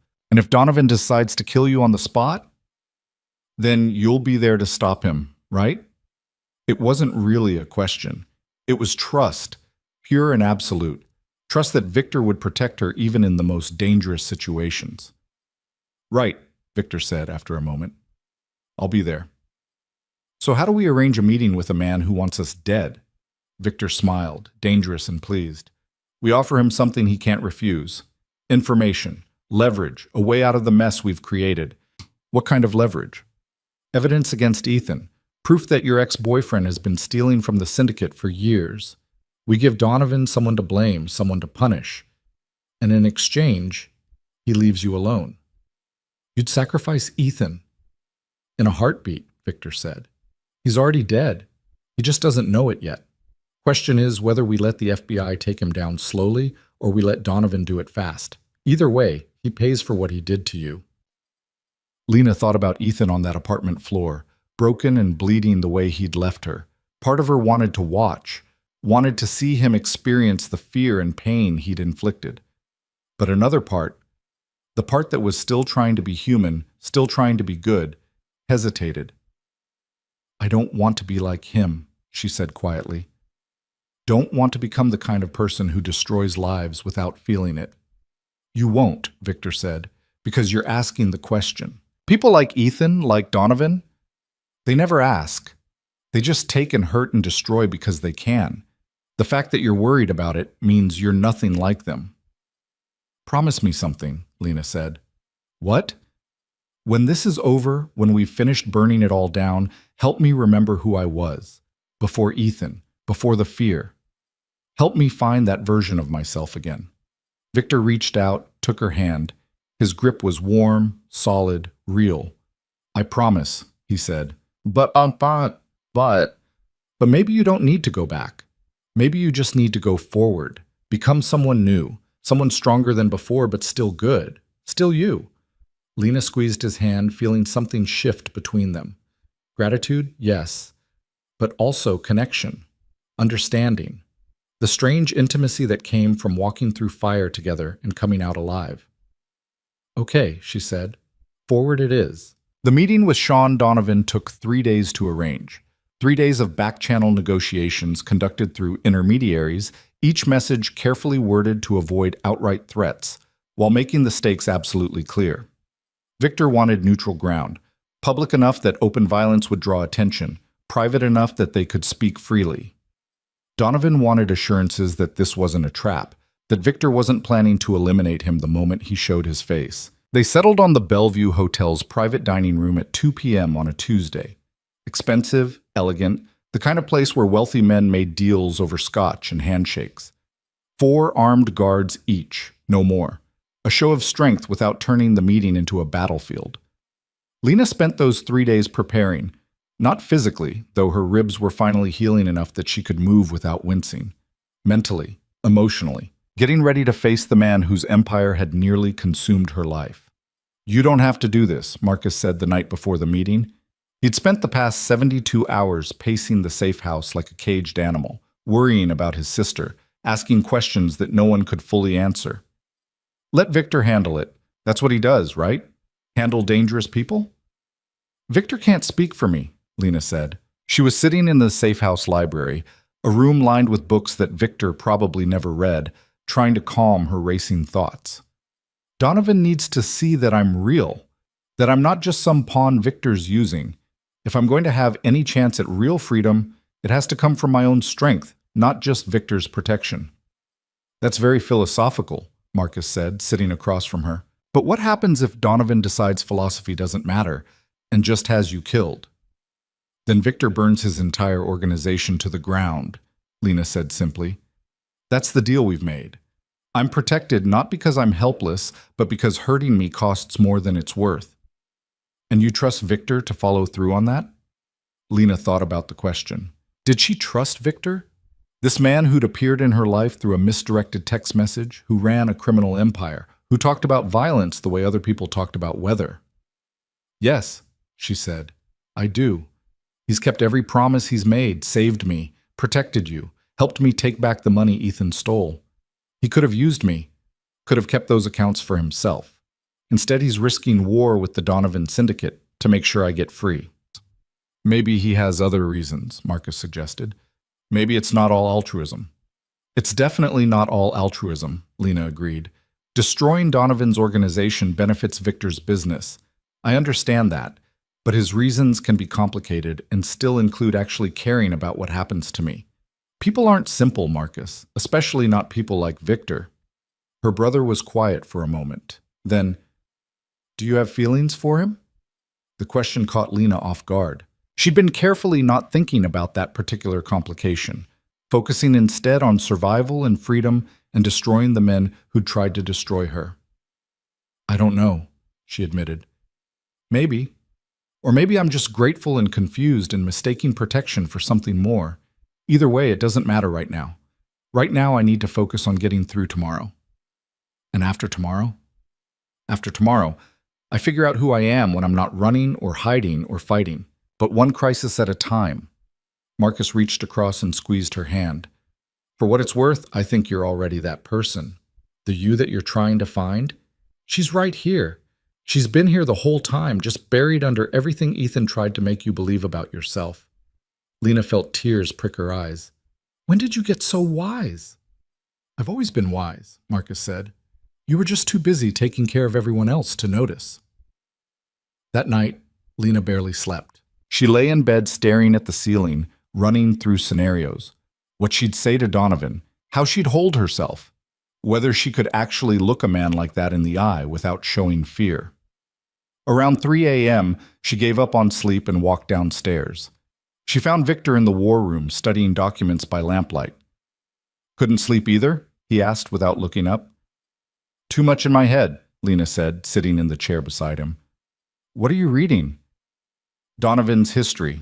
Everything we could compile. Where he came from, how he built his empire, who he's killed, who he's protected.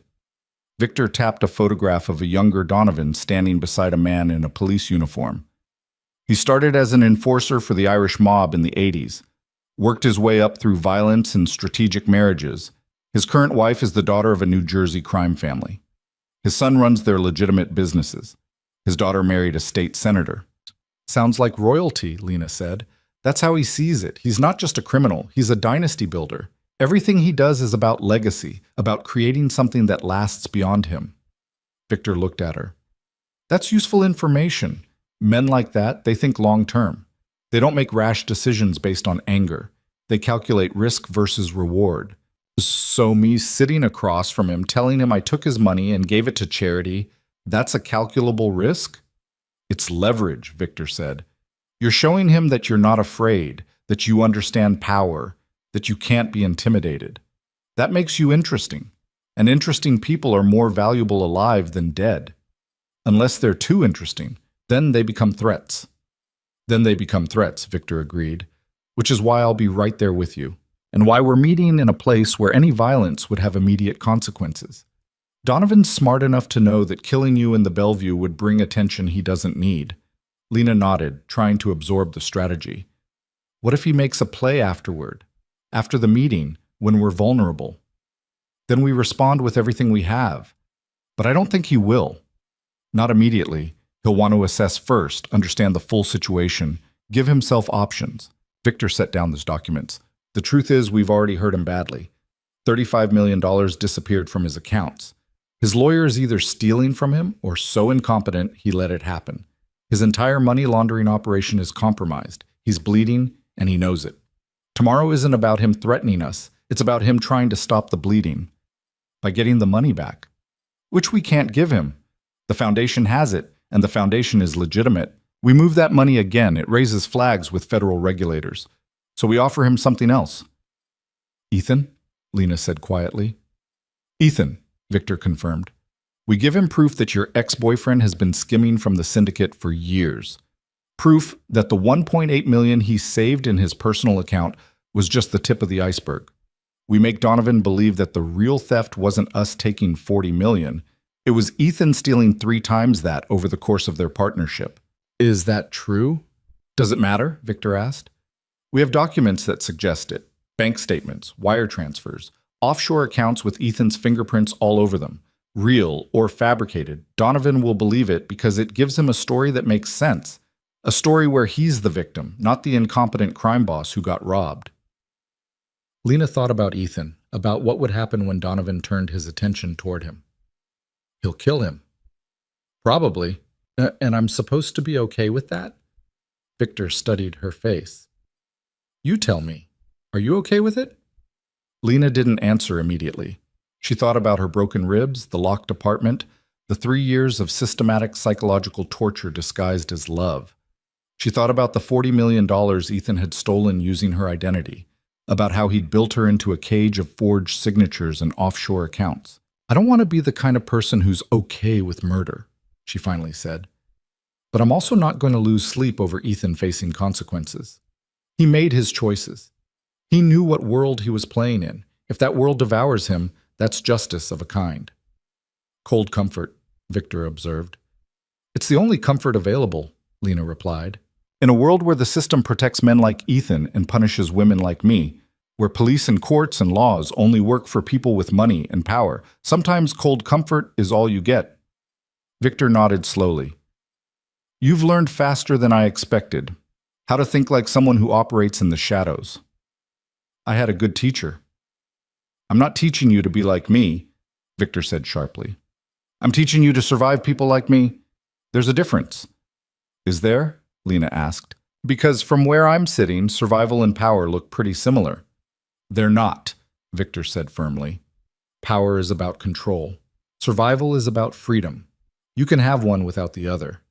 He paused. I have power, but I'm not free. I haven't been free since I was 17 years old and decided to become the kind of man who couldn't be hurt. You still have a chance at actual freedom. Don't throw it away trying to become me. The vulnerability in his voice surprised her. Victor rarely let his guard down, rarely showed anything but controlled competence. But sitting here in the lamplight at 3 a.m, he looked tired. Not physically, tired in his soul. What would you do if you were free? Lena asked quietly. Victor laughed, but there was no humor in it. I don't even know anymore. I've spent so long building this empire, protecting it, expanding it. I don't remember what I wanted before I wanted power.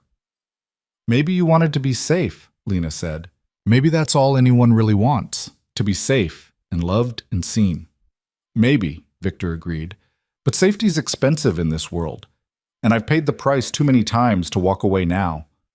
They sat in comfortable silence for a while, two people trapped in different ways by the violence that had shaped their lives. Finally, Lena stood. I should try to sleep. Tomorrow's going to be difficult. Tomorrow's going to change everything, Victor corrected. Get some rest. You'll need it. The Bellevue Hotel rose like a monument to old money, all marble columns and crystal chandeliers. Lena walked through the lobby at Victor's side, wearing clothes Iris had selected. Dark slacks, a silk blouse, professional but not submissive. Victor wore a charcoal suit that probably cost more than Lena's previous monthly salary, looking every inch the crime boss he was. Roman and 3 other guards flanked them, their expressions professionally neutral, their weapons concealed but undoubtedly present. A hotel manager met them at the elevator, his smile polished and empty. Mr. Vale, your party is waiting in the founder's room. If you'll follow me. They took the elevator to the 3rd floor, walked down a hallway decorated with paintings of Philadelphia's industrial past. The manager opened double doors onto a private dining room, then discreetly withdrew. Sean Donovan sat at the head of a long table, flanked by his own guards. He was exactly as he appeared in photographs. Silver hair, expensive suit, the kind of face that belonged on a corporate board or a political campaign. Except for his eyes, which tracked Lena with the cold calculation of a predator evaluating prey. Mr. Vale, Donovan said, his voice carrying the faint trace of an Irish accent smoothed by decades in America. Thank you for agreeing to meet. Mr. Donovan, Victor replied evenly. This is Lena Ward. Donovan's attention shifted fully to Lena. Miss Ward, you've caused me considerable trouble. You caused yourself trouble, Lena said, surprised by the steadiness of her own voice, when you decided to use me as a pawn in your money laundering operation. I've never met you before today. Any business arrangements were made through your fiancé, Mr. Calder, who opened accounts in my name without my knowledge or consent. Who forged my signatures and used my identity to move your dirty money? That's not a business arrangement. That's fraud. Donovan smiled thinly. A technical distinction. A legal distinction, Lena corrected. One that matters when federal prosecutors start looking at who should go to prison. You're very confident for someone who stole $40 million. I didn't steal anything, Lena said. I transferred money from accounts that bore my name, using biometric authentication that proved I was the legitimate account holder. Legally, that money was mine. Morally, it was stolen from people you extorted and hurt. I just redirected it somewhere it might actually do some good.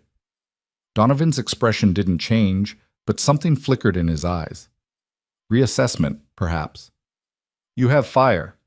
I'll give you that. But fire gets people burned. Only if they stand too close, Lena replied. Victor stepped in smoothly. Mr. Donovan, we're not here to debate ethics or legality. We're here to find a solution that serves everyone's interests. You want your money back. We want Miss Ward to be left alone. Those goals don't have to be mutually exclusive. I'm listening, Donovan said. Victor pulled a folder from his briefcase, slid it across the table. That's documentation showing that Ethan Calder has been systematically stealing from your organization for at least 4 years. The $40 million in the Ward accounts? That's just what we found. Based on these patterns, we estimate he's diverted somewhere between 80 and 100 million over the course of your partnership. Donovan opened the folder, began reading. His expression remained neutral, but Lena saw his jaw tighten slightly. These accounts, Donovan said after a moment, how do I know they're real? Check them yourself. The routing numbers are all there. Most of them are in Calder's name, some in his wife's maiden name, a few in shell companies he controls personally. Victor leaned back in his chair. He's been playing you, Mr. Donovan, using your trust to build his own fortune while you thought he was protecting yours. And you expect me to believe this out of the goodness of your heart? That you're not just trying to deflect blame? We expect you to believe it because it's true, Victor said, and because it makes more sense than the alternative. You think Miss Ward, a nurse who makes $40,000 a year, orchestrated a $40 million theft from your organization? Or is it more likely that the attorney who handled all your financial operations saw an opportunity and took it? Donovan looked at Lena. What's your stake in this? If the money's gone to your foundation, why do you care what I think happened? Because Ethan Calder tried to kill me, Lena said quietly.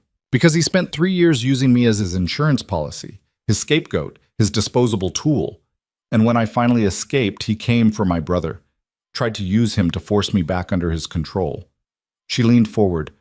I want him to face consequences, real consequences, the kind that come from powerful men realizing they've been betrayed. So yes, I have a stake. I want to watch him fall. Revenge, Donovan said. I can respect that. It's not just revenge. It's justice. The kind the courts won't give because Ethan knows how to manipulate the system. But you operate outside that system. You can deliver the kind of justice that actually sticks. Donovan studied her for a long moment. Then he turned back to Victor. Let's say I believe you. Let's say Calder has been stealing from me, and this evidence is legitimate. What exactly are you proposing? We give you everything we have on Calder, every account, every transaction, every piece of proof. You handle him however you see fit. In exchange, Miss Ward and her brother are off limits, permanently. No retaliation, no future claims on the foundation money, no attempts to drag her back into your world. And what about the $40 million that's already gone? Consider it the cost of learning you had a thief in your organization, Victor said. A cheaper lesson than letting Calder continue stealing for another 4 years. Donovan was quiet, his fingers drumming slowly on the table. The guards around the room stood motionless, tension crackling in the air like electricity before a storm. There's something else, Donovan finally said. Something you're not telling me. Victor raised an eyebrow. Such as? Why you care? You're not a good Samaritan, Mr. Vale. You're a businessman. You don't go to war with my organization over one woman unless there's something in it for you beyond simple profit. You're right, Victor admitted. I'm not a good Samaritan, but I am a man who keeps his word. And I gave Miss Ward my word that I'd protect her. In my world, that means something. In my world, too, Donovan said. But it doesn't explain why you gave your word in the first place. Victor was silent for a moment. Then, because 17 years ago, my parents were murdered by a man named Castellano, an Irish mob boss who killed them to cover up a crime they witnessed. And nobody helped. Nobody protected them. Nobody gave a damn that two innocent people died because they were in the wrong place at the wrong time. Donovan's expression shifted slightly. Recognition, maybe? Or just the acknowledgement of shared history. I remember Castellano, Donovan said. Arrogant bastard. Thought he was untouchable.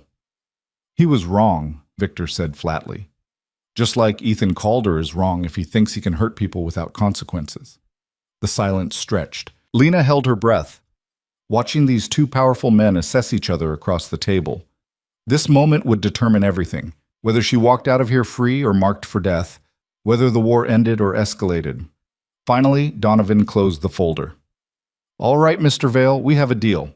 I take care of Calder. You keep Miss Ward and her brother out of my business. The $40 million is written off as an operational loss. He looked at Lena. But understand something, Miss Ward. This protection extends only as far as your silence. You talk to federal investigators. You testify against anyone in my organization. You cause me any additional problems. The deal is void. Clear? Clear, Lena said. Then we're done here. Donovan stood, his guards moving with him. Mr. Vale, I trust you'll have the Calder documentation sent to my office. By the end of the day, Victor confirmed. Donovan walked to the door, paused. For what it's worth, Miss Ward, I'm sorry about what Calder did to you. Men who hurt women are a particular kind of coward. He'll answer for it. Then he was gone, his guards following like shadows. Lena released a breath she hadn't realized she'd been holding. Is it really over? This part is, Victor said, but we need to move fast. The moment Donovan's people start looking at Ethan, Ethan's gonna run. We need to make sure he doesn't get far. They found Ethan at his apartment in Center City, throwing clothes into a suitcase with the desperate speed of a man who knew the walls were closing in. Victor's team had been monitoring him since the meeting with Donovan, tracking his movements, waiting for the right moment. When they kicked in the door, Ethan spun around with a gun in his hand. Don't, Roman said calmly, his own weapon trained on Ethan's chest. You're not fast enough. Ethan's hand shook. Behind him, the suitcase lay open, stuffed with cash and passports and everything a man needed to disappear. Victor Vale, Ethan said, his voice raw with fear and fury. Did you come to finish this yourself? I came to watch, Victor said, stepping into the apartment, and to make sure you understand exactly how thoroughly you've lost. Lost? I still have options. I can disappear. Start over. You think you're the only one with resources? I think you're delusional, Victor said. I think you've spent so long manipulating people weaker than you that you forgot what happens when someone stronger plays the same game. Ethan's eyes found Lena standing behind Victor, and something ugly twisted his expression. You did this. You poisoned him against me, turned him into your attack dog. I told him the truth, Lena said, about what you did to me. What you've been doing to me for 3 years, that's all. I protected you, Ethan snarled. Gave you a life, and you threw it away for what? For him? For this criminal?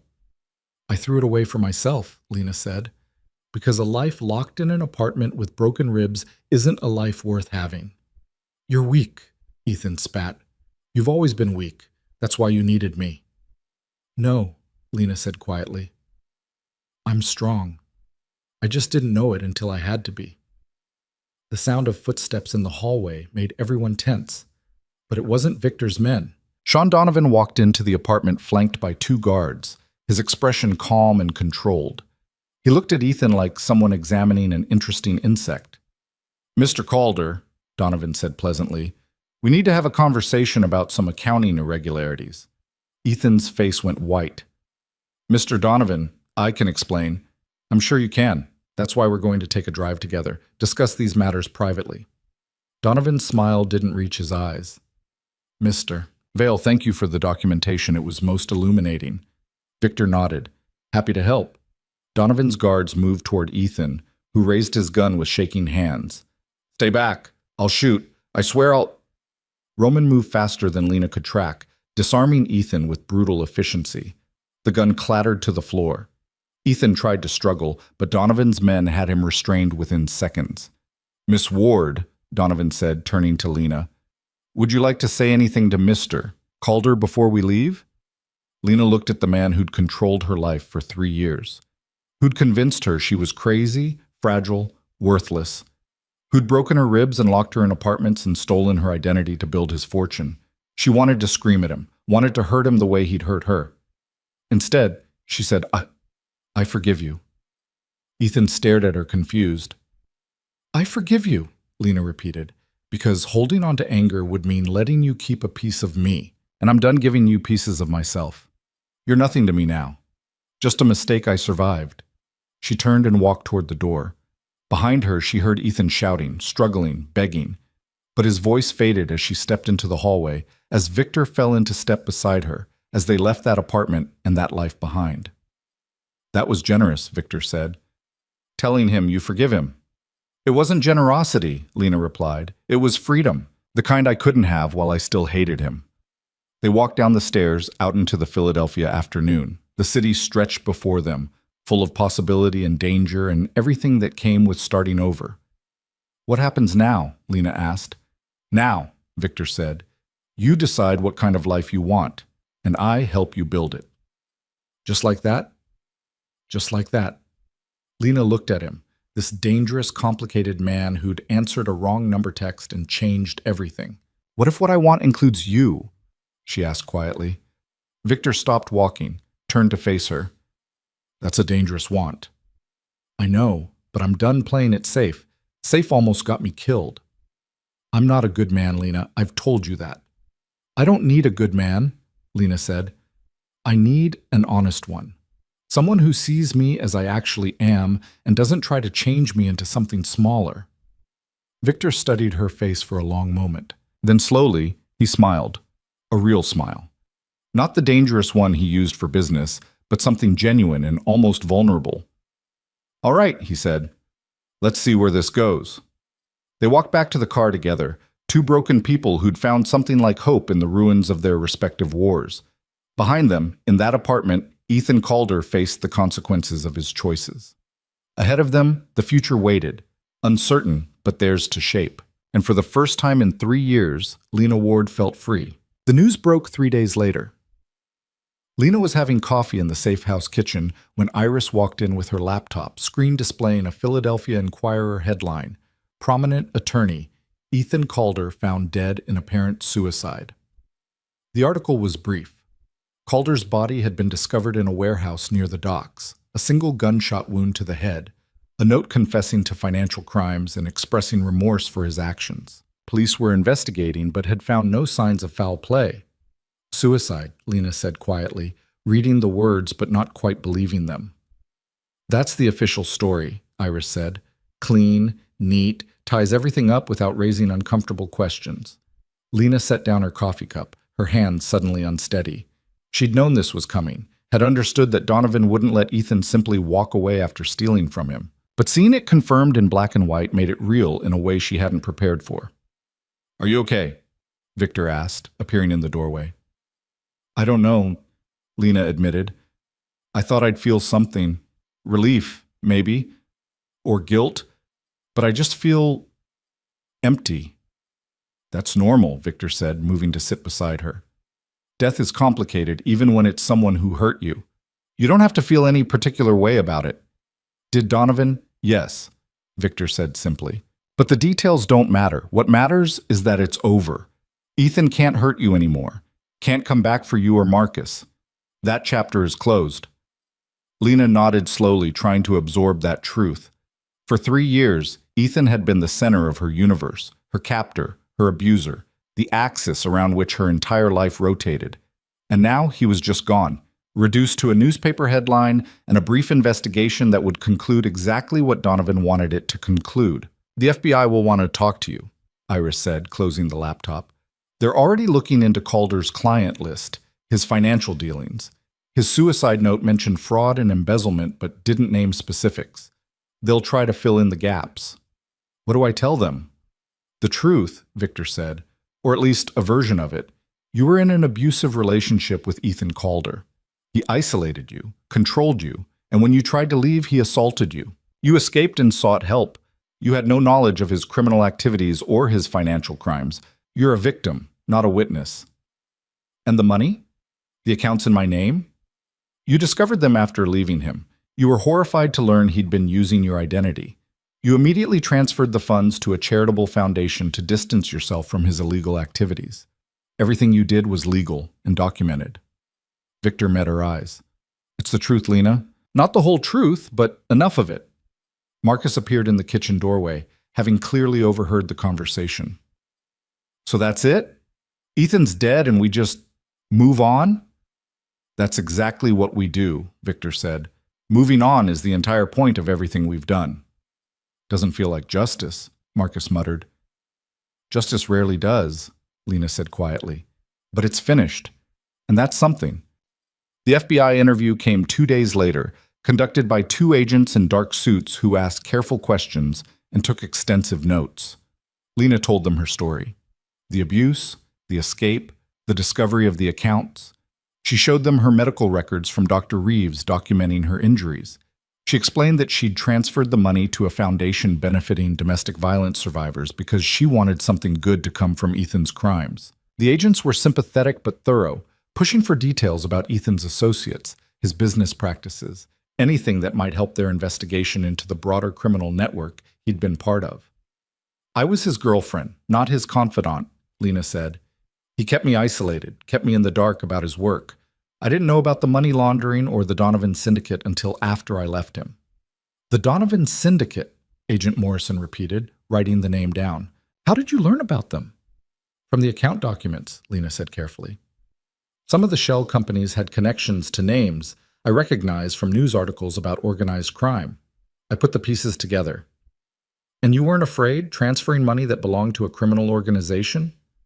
I was terrified, Lena said honestly, but I was more afraid of being dragged back into Ethan's world. I thought if the money was gone, if it was doing something good, maybe they'd have no reason to come after me. Risky strategy, Agent Morrison observed. Desperate strategy, Lena corrected. I was a woman with broken ribs and nowhere to go. I didn't have the luxury of careful planning. The agents exchanged glances.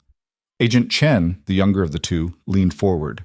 Miss Ward, are you aware that Sean Donovan is currently under federal investigation for racketeering, money laundering, and conspiracy to commit murder? I've seen the news, Lena said. And you wouldn't happen to know anything about Donovan's financial operations? Account numbers, business associates, anything that might assist our investigation?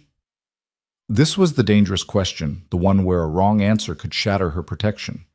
No, Lena said firmly. Like I said, I was Ethan's victim, not his partner. I don't know anything about Donovan's operations beyond what I've read in the papers. Agent Morrison studied her for a long moment. Then he closed his notebook.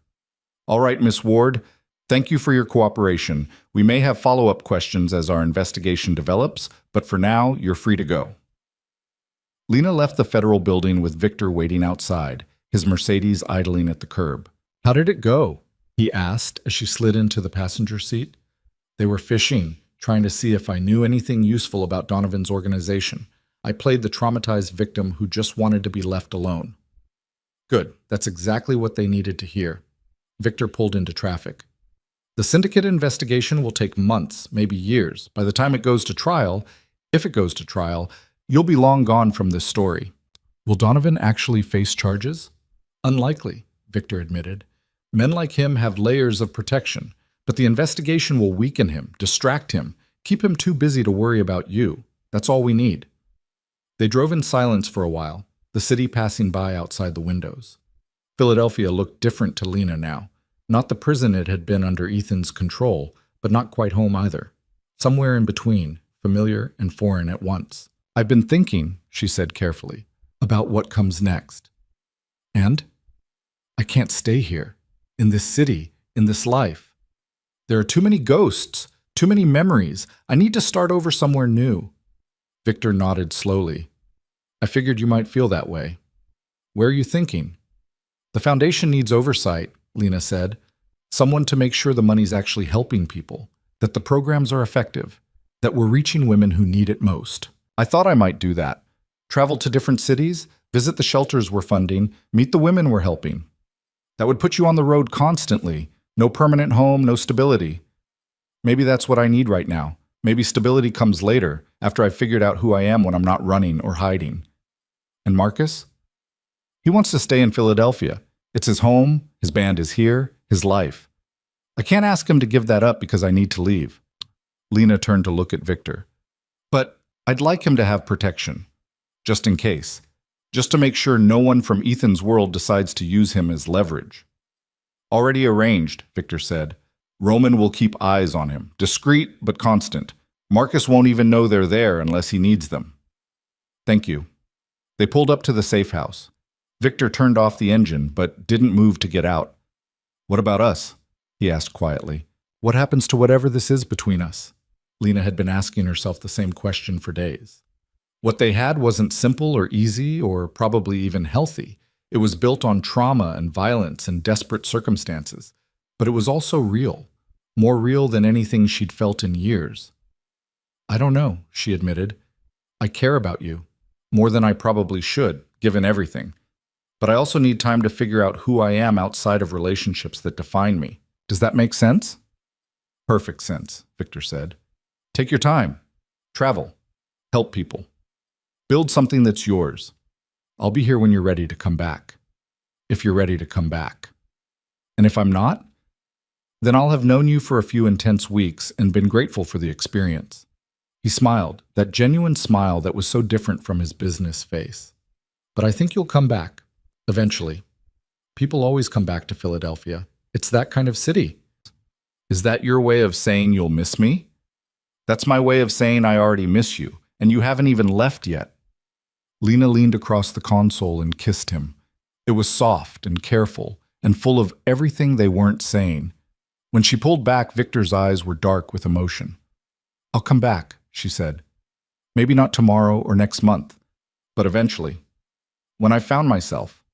When I'm whole instead of just healing.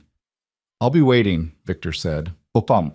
2 weeks later, Lena stood in the departure terminal at Philadelphia International Airport with a single suitcase and a backpack full of everything she needed to start over. Marcus hugged her tight, being careful of her ribs even though they'd finally healed. You call me, every week. I don't care if you're in Alaska or France or wherever the Foundation sends you. You call. I promise, Lena said. And you stay safe. Listen to Roman's guys if they tell you something's wrong. I still think it's weird having bodyguards I can't see. That's the point. They're protection, not prison guards. You won't even notice them. Iris was there too, having become something like a friend over the past few weeks. She handed Lena a phone. Encrypted, untraceable. All the Foundation's information is loaded, plus contact numbers for everyone you might need. And a few things that aren't strictly legal, but might be useful in emergencies. Like what? Like access to databases that technically require federal authorization, and security protocols that technically constitute hacking, and a few other things I'm not going to mention in an airport. Iris smiled. Just in case you run into trouble and need information fast. Thank you, Lena said, hugging her, for everything. Victor was waiting near the security checkpoint, maintaining distance since airports had cameras everywhere and he preferred not to be photographed with people boarding flights. Last chance to change your mind, he said when Lena approached. Not changing my mind, Lena replied, but I am going to miss you. Good. Miss me enough to come back eventually. Where am I going first? Seattle. There's a women's shelter there that received funding from the Foundation. They're expecting you next week. After that, it's up to you. Portland, San Francisco, Denver, wherever you think you can do the most good. Lena nodded, committing the plan to memory. And you? What will you be doing while I'm gone? Running my empire. Avoiding federal investigations. The usual. Victor's expression softened. And thinking about you. Wondering if you're safe, hoping you're happy. I'll be both, Lena promised. Or I'll try to be anyway. The boarding announcement for her flight echoed through the terminal. Last call. I should go, Lena said. You should, Victor agreed. But neither of them moved. Finally, Lena stood on her toes and kissed him one more time. Thank you for answering that text. For coming to find me. For everything. Thank you for sending it to the wrong number, Victor replied. Best mistake I ever received. Lena picked up her suitcase and walked towards security. At the checkpoint, she turned back one last time. Victor was still standing there, watching her go, his hands in his pockets, looking more alone than she'd ever seen him. She waved, he nodded, and then she walked through security and into whatever came next.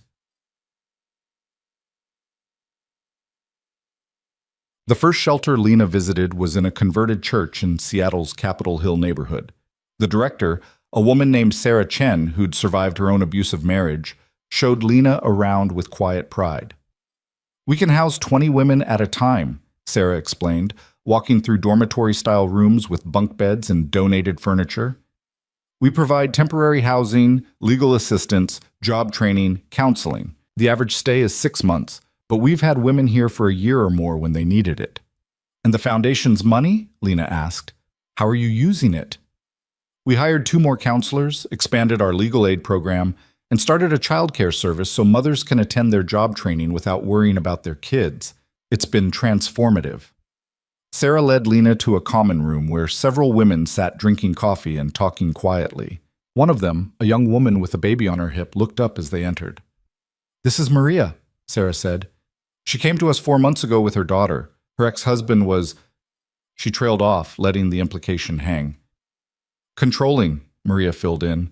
Isolated me from my family, convinced me I couldn't survive without him. Until one day he hit me while I was holding Sophia, and I realized I had to get out or we'd both end up dead. Lena felt something twist in her chest. How are you doing now? Better. I'm in paralegal training, learning skills I can use to support myself. The counseling helps. The other women here help. Knowing I'm not alone helps. Maria shifted the baby to her other hip. Sarah said you're the one who funded the expansion, the new programs. I redirected some money, Lena said. Money that was being used for bad things. Seemed right to use it for good instead. Well, it saved my life, so thank you. Lena spent 3 days in Seattle, meeting women, hearing their stories, learning about the programs the foundation was supporting. Each woman she met was a mirror reflecting some version of what she'd survived. The isolation, the control, the moment of desperate escape. And each woman she met was also a reminder that survival was possible, that life existed on the other side of abuse, messy and complicated, but real. From Seattle, she flew to Portland, then San Francisco, then Denver. She visited shelters and safe houses and legal clinics, meeting directors and counselors and the women they served. She listened to stories that broke her heart and stories that rebuilt it. She learned what worked and what didn't, which programs needed more funding, and which needed better structure. And slowly, over weeks and then months, Lena began to find herself. Not the woman she'd been before Ethan. That version was gone, shaped by years of normalcy that seemed impossibly distant now. And not the broken woman Victor had carried from that apartment, though pieces of her lingered in unexpected moments of fear or doubt. Someone new. Someone stronger and more complicated. Someone who understood darkness but chose light anyway. Someone who'd survived hell and decided to use that survival to help others escape their own hells. She called Marcus every Sunday, hearing about his band's gigs and his new girlfriend and the normalcy of his life that felt both comforting and alien. She texted Iris occasionally, asking for information or advice about programs and logistics. And once a month, she called Victor. Their conversations were never long. Updates on the foundation, brief mentions of what she was doing and where she was going. Victor would tell her about Philadelphia, about the changes in his organization, about the federal investigation into Donovan that was dragging on exactly as predicted. They didn't talk about feelings or futures or what would happen when she eventually came back. Those conversations existed in the spaces between their words, unspoken but understood. 4 months into her travels, Lena found herself in a small town in Montana, visiting a rural shelter that served women across 3 counties. The director, an older woman named Ruth, had requested a meeting to discuss expanding their services. Out here, Ruth explained over coffee in her small office, women can't just disappear into a city. Everyone knows everyone. If a woman leaves her husband, the whole town knows by breakfast. That makes it dangerous. What do you need? Lena asked. Safe houses scattered across the region, Small apartments or rental homes where women can stay temporarily without anyone knowing their shelter residence. A network that looks invisible. Ruth pulled out a map marked with potential locations. With the foundation's support, we could help twice as many women, but it requires trust, discretion, and funding. You'll have it, Lena said. Over the next week, she worked with Ruth to build the infrastructure for the rural network. They identified properties, vetted landlords, established protocols for moving women safely. It was complex work that required attention to detail and an understanding of how abusers tracked their victims. It was also deeply satisfying. This was power used correctly, not to control or harm, but to create options for people who had none. One evening, sitting on the porch of the small house she was renting, Lena called Victor. "How's Montana?" he asked. "Cold, beautiful. The people here are doing incredible work with limited resources." "And you? How are you doing?" Lena thought about the question. "I'm good. Really good, actually. I'm building something real, something that matters. I'm helping people. It feels right." "I'm glad," Victor said, and she could hear the genuine warmth in his voice. "You deserve to feel right." "How are things there?" "Complicated. Donovan's investigation is heating up. The feds are close to bringing charges. Not against him directly, but against enough of his organization that it'll cripple his operations." "Is that good for you?" "Strategically, yes. It opens up territory, opportunities. But it also creates chaos, which means I'm spending a lot of time managing conflicts and consolidating power." He paused. "I miss the simplicity of having you here. Everything seemed clear when you were around." "That's because I was a crisis," Lena said. "Crises have clear objectives. Real life is messier." "Speaking of real life, when are you coming back?" It was the first time he'd asked directly. For months, he'd danced around the question, giving her space to figure things out on her own timeline. "I don't know," Lena admitted. "Part of me wants to keep traveling, keep helping, keep building this network. But another part," she trailed off, unsure how to articulate the growing certainty that she was ready to stop running, ready to plant roots somewhere.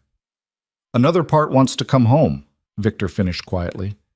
"Is Philadelphia home?" Lena asked. "After everything that happened there?" "Home is wherever you decide it is.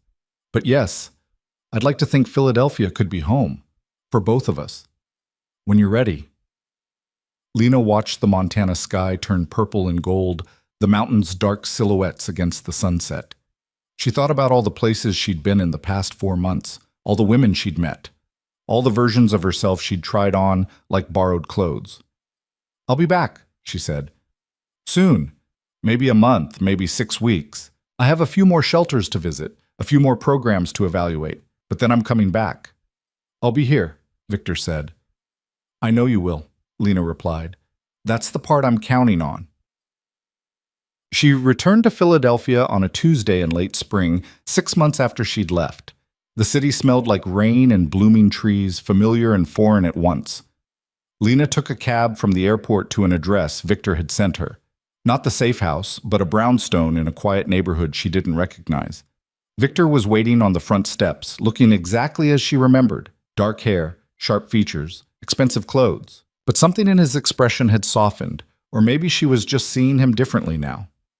"Welcome home," he said as she approached. "Is it home?" Lena asked, gesturing to the brownstone. "Could be, if you want it to be."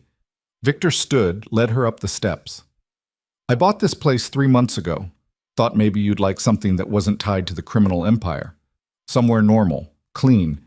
He unlocked the door and led her inside. The brownstone was beautiful. Hardwood floors, high ceilings, large windows letting in afternoon light. It was furnished but not decorated, like a space waiting for someone to make it theirs.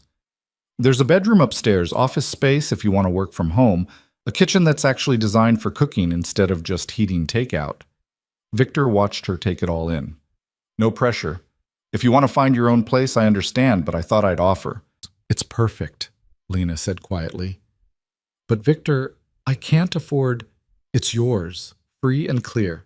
Consider it back payment for the $40 million you redirected away from my potential acquisition." "You weren't going to take that money." "No," Victor admitted. "But I'm taking the excuse to give you something that might make you stay." Lena walked through the brownstone, touching walls and door frames, imagining what it would be like to actually live here. To have a home that was hers, not Ethan's, not a temporary shelter, not a hotel room in a city she'd leave next week. "What changed?" she asked, returning to where Victor stood in the living room. "You've never offered me anything this permanent before." "You changed," Victor said simply. "6 months ago, you needed to figure out who you were, needed space and distance and independence. I gave you that because it was what you needed. But now you're back, and you're not the broken woman I pulled out of that apartment or the traumatized victim trying to find her feet. You're someone who knows exactly who she is and what she wants. That person deserves a home." "And what if what I want includes you?" Lena asked, echoing the question she'd posed months ago. "Then I'm here," Victor said, "not as your savior or your protector, though I'll always be both when you need it, but as your partner, your equal, someone who respects the strength it took for you to rebuild yourself." Lena closed the distance between them, took his hands. "I'm not fully healed. There are still things that scare me, moments when I spiral, nights when I wake up thinking I'm back in that locked apartment. I know, healing isn't linear, but you're doing it anyway. And you? Are you healing from whatever broke you 17 years ago?" Victor was quiet for a moment. "I'm trying. You make it easier. Make me want to be something more than just power and control." "What do you want to be?" "I don't know yet, but I'd like to find out, with you, if you'll let me." Lena kissed him then, soft and deliberate, tasting possibility and hope, and the strange grace of finding love in the wreckage of trauma. When they broke apart, she said, "Okay, let's try this. The brownstone, the partnership, the future. All of it." "All of it," Victor agreed. The foundation grew over the next year into something neither of them had imagined. What had started as a way to redirect stolen money became a national network of shelters, legal clinics, and support programs. Lena traveled less, focusing instead on building infrastructure and training directors. She hired staff, developed protocols, created systems that would outlast any individual's involvement, and she helped women, hundreds of them, then thousands, women fleeing violence, women rebuilding lives, women finding strength they didn't know they had. Marcus became the foundation's unofficial musician in residence, playing benefit concerts and using his growing platform to raise awareness about domestic violence. He'd never expected his band to become an advocacy tool, but he embraced it with characteristic enthusiasm. Iris handled the foundation's digital security, making sure that abusers couldn't track the women seeking help, that donations couldn't be traced back to their origins in Ethan's accounts, that everything remained legally bulletproof. And Victor provided resources, safe houses, legal connections, security when women needed protection from particularly dangerous situations.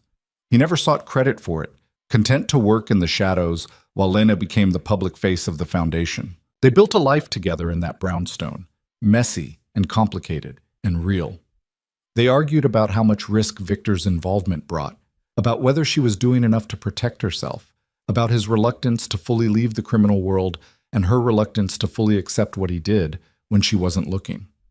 But they also laughed together, cooked together, stayed up late talking about everything and nothing. They learned each other's rhythms and wounds and the small kindnesses that made hard days bearable. Lena started therapy, finally unpacking the 3 years with Ethan in a way that didn't involve just surviving. She learned about trauma responses and attachment patterns and the 1,000 small ways abuse rewires your brain. It was painful work, excavating memories she'd rather forget, but it was necessary. Victor never went to therapy, claimed he didn't need it, that he'd processed his trauma by building an empire and destroying his enemies. But Lena noticed subtle changes. He delegated more, trusted his people better, found ways to solve problems that didn't always require violence. The federal investigation into the Donovan syndicate finally culminated in a massive RICO trial. Sean Donovan himself was never charged. His lawyers had built walls of plausible deniability too thick to penetrate. But 15 of his top associates were convicted, including the men who'd handled his money laundering operations. The syndicate collapsed from within, fracturing into smaller organizations that fought over territory and resources. Victor absorbed some of that chaos, expanding his influence while maintaining the careful distance from violence that kept federal attention elsewhere. And through it all, Lena kept working, kept helping women escape the kinds of situations she'd barely survived. Each woman she helped felt like another piece of redemption, another small victory against the darkness that had almost consumed her. On the one-year anniversary of her return to Philadelphia, Victor took her to dinner at the Bellevue Hotel, the same place where they'd met with Donovan, though in a different room with better memories to build. "I have something for you," he said over dessert, pulling out a small box. Lena's heart jumped. "Victor?" "It's not what you think. Open it." Inside the box was a key. Not a house key or a car key, but something older, ornate, clearly antique. "What is this?" Lena asked. "The key to a building I just purchased, downtown near City Hall. I thought it might make a good headquarters for the foundation, somewhere permanent, visible, legitimately yours." Lena stared at the key, feeling tears prick her eyes. "You bought me a building." "I bought us a building, for the work we're doing, the work that matters." Victor reached across the table, took her hand. "I know I'm not a good man, Lena. I know I do things that hurt people, that my empire is built on activities you probably shouldn't know the details about. But this, the foundation, the women we help, the lives we save, this is good. This is something I can be proud of." "You should be proud of yourself too," Lena said. "Not just the foundation. You. Maybe someday. For now, I'm proud of you, of what you've built, of who you've become." Lena looked at this man who'd answered a wrong number text message and changed her entire life, who'd carried her out of hell and given her the tools to build something beautiful from the ashes. "I love you," she said. The words felt enormous, carrying weight she hadn't expected. Victor went still. "You don't have to say that. You don't owe me. I'm not saying it because I owe you. I'm saying it because it's true. I love you, Victor Vale. Even knowing everything I know about you, maybe especially because I know everything. You're not good, but you're honest. And you're mine, if you want to be." "I want to be," Victor said quietly. "I've wanted to be since the night I found you on that floor and realized some broken things are worth saving." "I wasn't broken," Lena said, "just bent. And you helped me straighten out." They left the restaurant hand in hand, walking through Philadelphia's evening streets. The city glittered around them, full of possibility and danger, and everything that came with building a life in the ruins of trauma. 2 years later, the Foundation's new headquarters opened with a ribbon-cutting ceremony attended by politicians and activists and women whose lives had been transformed by the programs Lena had built.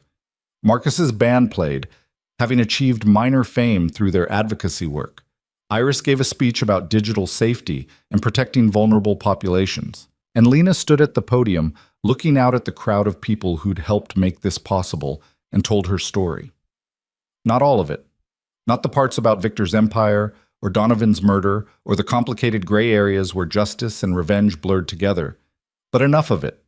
Enough to help other women understand that survival was possible, that healing was possible, that life existed on the other side of abuse. "I sent a text message to the wrong number," she concluded, "and that mistake saved my life.